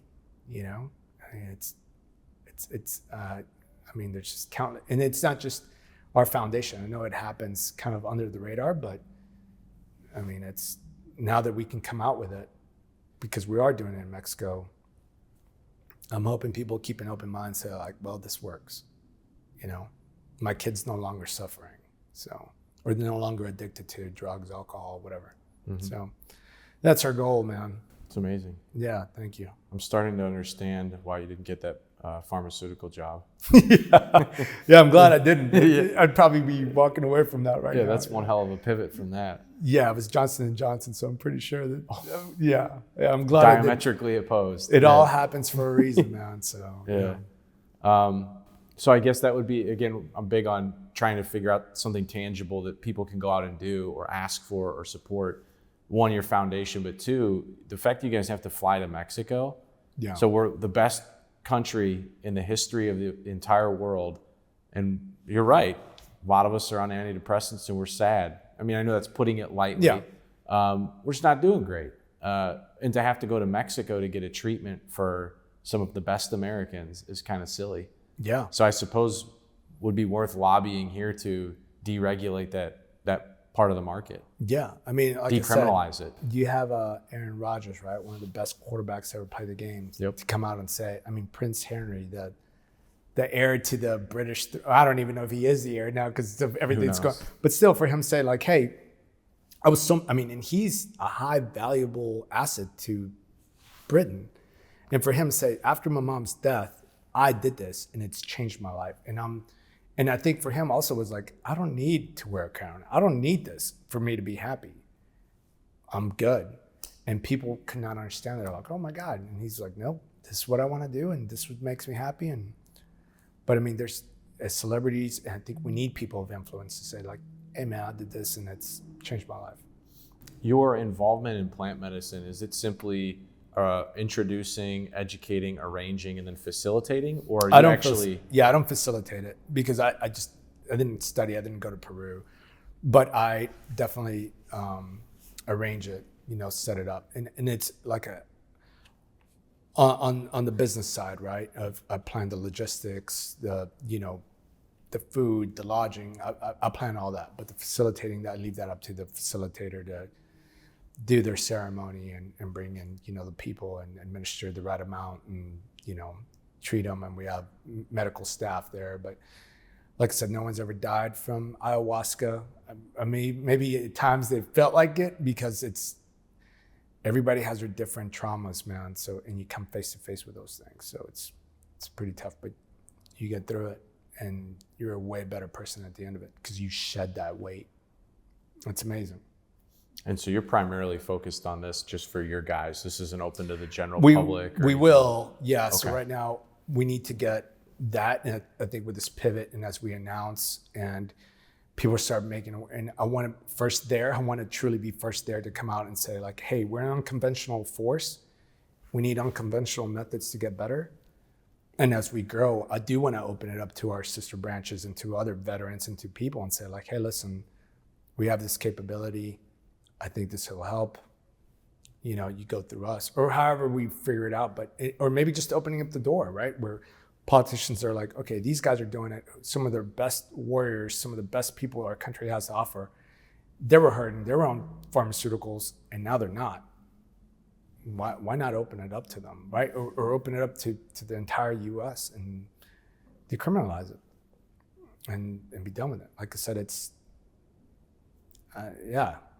easy, but we'll see. What made you decide to run for office? I could still fight. I knew there wasn't with an M4 anymore, but it was the time that Texas, the border was the big issue. I mean, it still is. But I had a cushy job in Austin, Texas, working for the state. And I just remember coming in and watching the news and hearing, working for the state, you obviously hear it. And I was just like, I need to be able to do something. I got to make, right? People, when I was in the military, people said, you can't just complain about something without an answer. If you want to complain about something, once you fix it, come into it and then fix it from within. So yeah, I went to my boss. I was like, hey man, I think I'm gonna run for office. I'm gonna run for Congress. And he's like, yeah, okay. And then 2 weeks later, I was like, yeah, I need to resign. I need to run for Congress. He's like, are you serious? I was like, yeah. And he goes, well, I think you'd be great at it, man. Yeah, I'll approve this. And yeah, I called my mom and I was like, hey, I'm gonna run for office and I need to move to San Antonio because that's where my district's at. And I didn't really think, man. I just went, gave the check to the Republican Party and put my name on the ballot and started going for it, man. I just needed to do something. And it takes good people to do something, right? But the unfortunate part is politics is so draining and it's such a crazy game, and it taxes you and your family and the people you love. I mean, you have these maniacs, right? They just want to attack you now on social media. They see you at the store. They want to know what kind of car you drive and where you live and what kind of dog you have, and they're just constant.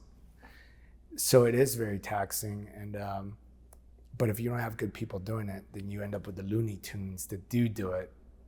They get in office, and I think that's what we have. We have a lot of Looney Tunes in office, but it's hard for someone to give up their privacy and I mean, and go face that. And I did it, and I think if I don't like to lose, obviously I didn't get elected, but I thought about going back, but I don't know, maybe I need to take care of myself a little bit more before I go do that again. But it was a hell of a ride. It was great to see behind that curtain. You really went all in too. I mean, you quit your job, you burned the ships. Yeah, yeah. That's tough. And then once again, you signed up. You were on your way out of the Air Force. You could have. 9/11 happened, you signed up. Yeah. Country's in trouble, you signed up again. Yeah, I guess I don't learn my lesson. It's admirable. We need you. Yeah, I appreciate that. Yeah. What did you learn about that process? Anything that any wisdom you could impart to other people in your position? I had a consulting group, and I'm glad they took a chance on me, right? Because I was a little bit edgy. But, they were just like, hey, you're going to run in Texas, you got to wear jeans and cowboy boots and a hat, and you got to drive a truck. And I was like, yeah, I'm not doing any of that. I hate jeans to begin with. I think I own 2 pairs of jeans. I don't have any cowboy boots. I don't own a hat because I think I look weird in a cowboy hat. I have plenty of baseball caps. And I had a truck, and I had a BMW at the time, and they were just like, no one's going to elect you if you show up in that thing. And I love this car. I've been saving so much money for this car. And I said, you know what? It's probably a good thing. I should probably sell this car because it was a nice sports car, and it stuck out. It was the paint and everything else was very different. So I was like, I'm gonna get carjacked and people are gonna know that I'm in this car. So yeah, I got up one morning, went to the Chevy dealership and got a truck. And I like driving trucks, no big deal, and I still lost. So my advice to people, whoever does, is like, be yourself. Like when I would go to these meet and greets or whatever, sometimes I wore 5'11" pants with my Merrills because I felt comfortable and I was tactical, and I carried my weapon and my political ad. I mean, part of it, you'd see my Glock, right? And just want to make sure people didn't get any ideas. It's like, hey man, I'm still willing to engage in a gunfight.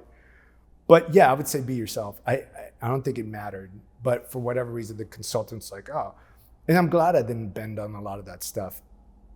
But on some of the stuff I did, and it went against some of the values that I had. But the way they explained it was, for you to get elected, you gotta fit in this box. And once you get in this box, then you can kind of break out of it and change. But to me, I have integrity, and I was like, but that's not who I am. I aligned myself very much so with the Republican Party, but there were some things that I was like, I don't know about that. But the way the consultant said was like, well, man, first you got to get in office, establish yourself, and then you can kind of slowly change. But to me, then I was a liar, and that was kind of hard. But yeah, if you're going to do it, you definitely got to have some deep pockets or have someone that really believes in you. I was running against a lady that was an assistant. She worked for Ted Cruz, the sitting senator. And once he backed her, I mean, that was it for me. It was pretty much done deal. And she lost to the Democrat incumbent.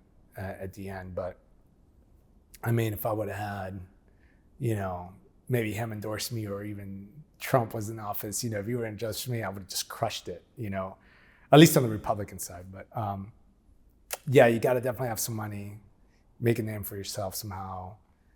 And I would just stick to your guns. I mean, I think that's what some people kind of liked about me, that I was like, no, I wear a t-shirt sometimes in 5'11" tactical pants with a sidearm that you can kind of see the bulge sticking out. But yeah, and I was honest with people, and but I just didn't have the money to advertise, and it takes a lot of money, a ton of money, just mailing people out. And I did a lot of door knocking myself, which in Texas, these neighborhoods are huge. So, 5-6 hours a day, you're just kind of smoked. I didn't have any help. It was just, I just did it, man. It's like, well, burn the boats, let's do this. And yeah, oh well, it was a good shot. In my opinion, so I my involvement was very limited, but there's a politician, I don't know if he's a politician anymore, media personality, we'll say libertarian, Austin Peterson in Missouri. But I made some calls for his campaign back when he was running, and he had the same issue. His opponent was endorsed actually by Trump, which is even worse than getting endorsed by Ted Cruz, because the support you'll get is massive. Yeah. And it was apparent after 30 minutes of calling. I was like, I don't think he's going to win. Yeah. And it's not his fault. No. It's not a defeatist attitude. No. The way that people, voters, are conditioned to vote, and the way that they get their information, that money hurdle and that political endorsement hurdle is such a high bar to clear that you have to basically have a miracle, in my opinion. And we're lazy, right? So we're just looking at headlines, tidbits when you're on your phone. You're like, oh, Trump endorses this guy, or whatever it is, right? And that was the thing. It's just like, once that senator came out for her, I mean, he's got such a following that even if they didn't like him, they're just like, oh, okay, well, this is the only Republican candidate, so I guess I got to vote for her. So it's, yeah, man, it's tough, And even when I was running, because Trump didn't have that best image, people are like, man, I don't know. And, if you get picked, maybe you won't get picked by the other Republicans. And it was just such a tough game. But I mean, at the time, if it would have been some other Republican, Nikki Haley at the time was kind of good. She was kind of mellow-headed, level-headed, I should say. And yeah, it was just cool to see behind that. And at first I was pretty bummed out. The first day or two, I was like, screw the people. But you're right. I mean, it's just a big game. And you got to, they told me, like, you got to come back. You got to keep going at it. But I was just like, I think I'm going to take care of myself first before I go back out. So, I hope you do it again one day. Maybe. In fairness, with your limited budget, basically sounds like no support, no endorsements, all the disadvantage, you still scored like half the amount of votes that the leading candidate. That's pretty good. Yeah, I took some counties for sure. Yeah. Yeah, man. If I would have had some more cash, and we'll see. Maybe we'll see. Maybe after this comes out, people are like, I would have voted for that guy. But I guess I'll leave you with this on the politics side is, I wish Americans would wake up to the fact of, especially during time of elections, we're divided by our race, gun rights, abortion, wealth, and we are the greatest country in the world. And it's funny to stand back and just look at it and how divided it is, and how people start fighting with themselves. I mean, especially, when the Trump thing came out. I mean, even now, there's people that won't talk to each other, been friends, or even family members are like, you voted for blue or you voted for red? Oh my God, I can't stand you. You're dead to me, right? And it just makes me laugh that it's just, how funny is it to control people? And I think the thing about the military, when I was in combat, or even, we all wore green uniforms. It didn't matter what color your skin was, where you came from, what God you prayed to. Bullets came your way, we all shot the same direction. And we all made fun of each other. We picked on our cultural difference, our stereotypes, and it was a brotherhood and sisterhood. And you get out here, and people that have never experienced hardship, or they've lived during conflict, but they never went out, or they don't have a loved one that went to war, or whatever it is, or they never served, or they never done anything selfless, hate this country. And it, to me, blows my mind. I'm like, how can you say this country is racist, oppressed? Is there things like that happen? Sure, it's a huge country, but that happens everywhere in the world. But if people would just get over that and really looked at policy and was like, okay, who is going to be the best for our country? I'm not trying to elect a priest to pray over us. I'm not trying to, elect someone that's going to be giving people hugs. I want someone that's going to put America first. It's going to look after its citizens, protect its borders, and do right in the world. But it's got to start with its citizens. It's got to start from within. But if its own citizens are so easily manipulated by movie stars, whatever, some type of entertainer, someone that doesn't know what the hell they're talking about, and they just have a sliver of their life, life experience. It's just amazing to me how easily people can be controlled and how they just divide themselves, right? And it should be America against the entire world, and we should take care of ourselves first, and then look out. But the president that we hire should be that. Like, who's gonna truly go after the best interests of America? And until we find that, I think political parties should be just gotten rid of. And it should be kind of like when we were in high school, right? You have your candidates and be like, what do you stand for? Like free recess, and I want free lunches, and be like, okay, yeah, we'll pick that guy. But no parties. I think that would you would actually vote for the individual, not the party, right? But obviously that's kind of a long shot, but I wish people would just get over these little differences that they play, and that's how they use us to play against each other, and have the open mind to say, okay, tell me why you're a Republican, tell me why you're a Democrat, tell me libertarian, whatever it is. Just explain to me how you got there, and then have the willingness to be convinced, and then we would be all right. But because they're so close-minded and so attached to an idea that they don't see past that, then it's chaos. So that's the bad thing with politics. America, I mean, if it was such a bad country, why are people dying to get in here, right? I mean, it's just look at it plain and simple. But yeah, I wish Americans would truly just put the small differences aside and just love this country and honor the people that fought for this country, what that flag represents, right? It's that whole kneeling for the anthem. Why? Having a second national anthem? What are you talking about? It's like that flag, the stars and stripes, encompass all of that. Because without that flag and what those people have done and what people have sacrificed for, you can have a second anthem. You can have whatever else you're trying to do. So I wish it would stop getting that type of media attention, because it just divides us more. But yeah, I wish people would just really put that aside and love this country and honor the people that have fought for this country. Plain and simple. Any other funny or just entertaining memories from your time in the military? Random. Yeah, I don't know if I sent it to you. So the second deployment, it was the end of summer, or like part of the end of summer into winter, and Halloween was coming, and we were in our team meeting, my ODA. It was only us, the operators. And I said, hey, I think for our next patrol, because we had just gotten attacked, I said we should put our body armor underneath or we should wear our body armor and then put a sheet, like a toga, like Jesus would, and then go into patrol like with togas on. So when we get attacked, we just lift our togas when we get in this gunfight, right? And the team sergeant obviously was like, you're an idiot. How could you come up with that stupid idea? I was like, whatever, man. Halloween was coming, so I went to dress up like a disciple and go into combat. So I go back to, we end the meeting, I go back and we have internet access. So I hit up this costume website, and the movie Ted had just come out. So there's this Ted costume, the teddy bear.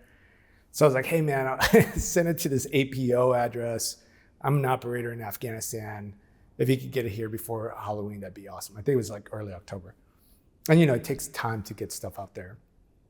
So then a couple minutes later or whatever it was, I get this email, and it's like the CEO of this company's like, "Are you really in Afghanistan? Or is this a joke?" I was like, "No, I'm seriously here." Like blah blah blah. He's like, "I will put it in the mail for you right now." I was like, "Oh, great," and I forgot about it. It was like 2 weeks later. We're doing a resupply mission. I land a CH-47 outside our fire base, and I'm standing kind of on the tower. And we had this landing pad for the 47. And the load master comes out, they're attached to a cable, and he's like, "Hey, Jaguar, is that you on the tower?" I was like, "Yeah." He's like, "Hey, come down here, man. I got a package for you." So I said, "Oh, okay." So he's like, "They told me to give this to you," and it was from my unit. So I said, "Oh, cool." And I didn't know if it was something sensitive that, because sometimes it's crypto or whatever, maybe it was a pair of nods. I don't remember. So I was like, "All right, cool, thanks." So I get this box and I take them off, like, "You're clear for takeoff." So he takes off. And I forgot about this whole thing. So then I go to my hooch and I open up this box, and it was from my unit that had put in some, I had asked for some like elixirs not elixirs, but these rehydrating tablets, and then I'm like looking through this box, and there's another one, and I open that one, and it's the TED suit. And I was like, "Oh man." So I'm pumped. So I open it up and I put it on. I mean, it's hot. So, but I didn't care. I had shorts underneath. So I put on this TED suit, and I throw my body armor over it, and the big, TED head, and I walk out, and I'm still armed with my M4, and I'm walking around, and the whole, like my teammates and the infantry squad, they're like, "This is great," they're taking pictures with me, and I mean, it was great, man. I have probably like 5 or 6 different pictures with the team leader came out, the captain's like shaking my hand while he's smoking a cigarette, and then after that, every so often, like I would shoot the minigun with a TED suit, or, on that second floor I was telling you, there was a little wall that was about, I don't know, probably 3 feet tall. So I would hide behind the wall, and as the villagers would walk by our compound, I would have the guard is like, "Hey, tell me when they're like parallel to me," and he's like, "Okay." So I'd like pop my head up and I'd wave at him, I'd see like this giant teddy bear, and I'd keep standing up, and then it's like armor with, my mags and rifle, and I don't know. And then I became pretty popular down in the South. So, I had helicopters and jets. Were like, "Are you the guy, the Jaguar? Are you the TED guy?" And I was like, "Yeah." They're like, "Oh man." So they'd send me, they'd look at me with their sensors, right? So they're targeting pods, and I have a couple pictures from their targeting pods that they sent me. It's like, "Hey, that's what you look like, with the." So it was cool, man. And then my commander called me, and he was like, hey man, I hear you having some fun down there. Just don't embarrass us. Remember that you were at war. I was like, "Oh yeah, no problem, sir." But yeah, that was a good morale booster. And then when I went up to the north to that other ODA in Wardak, same thing. I brought out TED suit to build morale, especially when we couldn't operate because of the snow. Yeah, it was kind of like the funny story that I guess memorable. A bunch of TED suit pictures I became pretty popular in Afghanistan during that deployment because I was the guy with the TED suit running around. It was cool. All right, so then some random questions. I'm glad I asked that one. Yeah. Favorite firearm, just personally. It doesn't have to be from the military, just favorite firearm, period. Man, personally, I mean, I love my Glock, right? This is what I carry now. I love it. It's easy to carry. It fits in my pocket. But as far as the military, I love my M4. I had a shorty barrel M4. It's easy to carry, a single point. Yeah, I loved it. I mean, it was just fun. Favorite, so aside from the Mark 18, any other really favorite memorable weapons? The Mark 19 was cool. I mean, that's just, it's such a cool weapon. I mean, it's a grenade launcher that's a machine gun. And you're just lobbing these little eggs, you're just like, dum, dum, dum, dum, dum, and then you wait 5-10 seconds and you hear the explosions going off, that's, yeah. And the 50 cal too, I mean, the distinct sound of this thing just rocking.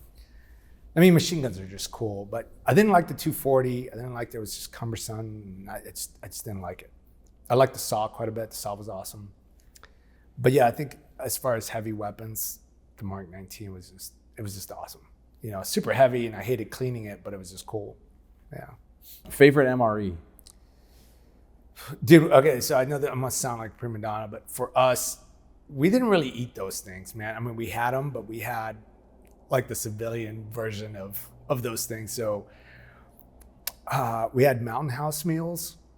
And I mean, when I was with the team, if that's all they had, I was like, cool, but I would just cannibalize them and just eat the crackers or the peanut butter and whatever. But the Mountain House ones that we had, as far as the combat controllers, there was one with a blueberry pie in there. It was so good, man. I can't remember the actual meal in there, but I just ordered, and then obviously the Air Force has a lot of money, so I just ordered the same meal that had that blueberry pie in it.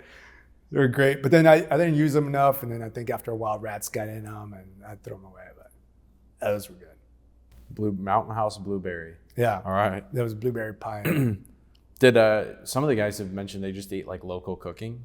Did you have like, okay. No way, dude. All right. That was a Green Beret Army, All right. other team.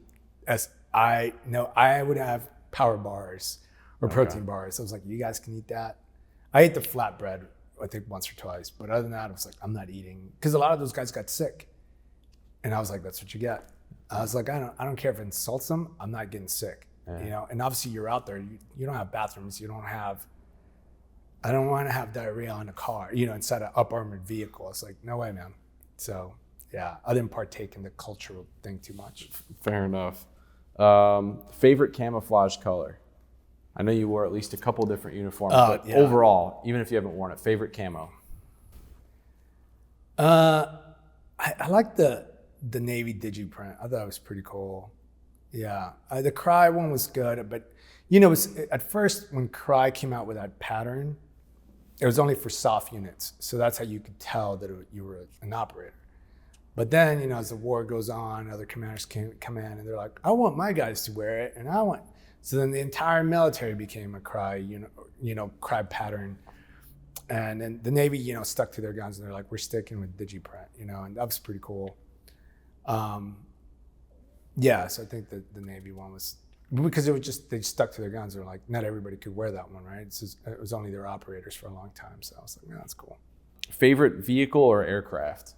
I guess you could name both. You're definitely a lot of experience with aircraft. I know that a lot of controllers love the A-10, and I do. Don't get me wrong, they're a workhorse. Their playtime's good. But my first firefight was F-15s, and I just got one place in my heart because they run out of gas fast because they're such a heavy aircraft, but their armament, their weapon systems, and the payload and everything else is impressive. But yeah, my first firefight, we're taking rounds, and I was in the vehicle, and you know, I was sitting. My vehicle had it's a dial. You have like 3 or 4 clicks. So one click was like the inner team, second was air, and then third was SATCOM. So when we started taking rounds, I switched to the third click, and you know, I called dispatch, if you will, Trinity, you know, and I'm like, hey, Trinity, this is Jaguar 1-4 with troops in contact, immediate air support, you know, at kill box, and I'm just rattling off the kill box and the grid and the friendlies and blah, blah, blah. And the guy that comes on, you know, because it was manned by different coalitions, forces, so it could have been a Brit guy or Polish, German, whatever. And this guy was European, and he's like, Jaguar 1-4, or no, maybe the call sign was Night Owl at the time. And he goes, yeah, we're sending you 2 by F-15 Eagles supersonic to your location. Expect them as soon as you switch over. And I was like, okay. So I literally switched 2 clicks over, and I hear my radios. I hear this pilot go, it's like, Night Owl 09, this is Eagle 2-1 and 2-2. I hear you got some trouble. And I was just like, oh my God. And it's like, coming to you supersonic. I mean, those guys got gas. I made the call. They got dispatched to me. They turned it on, the afterburners, came to me supersonic. And it was just the coolest thing to hear. Another American up there with a ton of bombs and weapons ready to slay.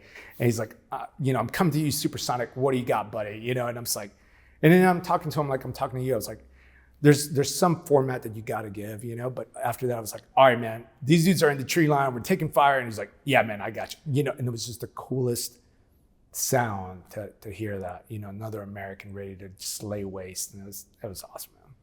So the F-15. Vehicles, they're super uncomfortable. They're especially when you're kitted out. I hated riding in vehicles. I'd rather ride in a helicopter. So yeah, Blackhawks, cool. All right. That, I think with that whole F-15 story, again, you just sold a lot of guys on big combat F-15? controllers. Yeah, That sounds awesome. Yeah, I mean, a lot of dudes obviously operated with A-10s. Where I was, A-10s weren't really around because they're dispatched different parts of the country. Yeah. But I had a lot of F-15s, 16s, and 18s were the three major ones that I always had. It's awesome. How do you feel about becoming an action figure?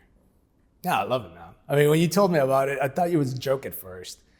And I was just like, I think someone's pulling my leg, you know? But I think it's cool. I think it's good. I think what you're trying to do where you're giving an identity and a background to these action figures, because it means it doesn't become just a toy. It doesn't become just an item or a object, right? It's these stories that these figures are gonna have are gonna be part of history, because all these men served in some capacity in war and for the better of the country. So I think the concept and everything else you're doing is awesome.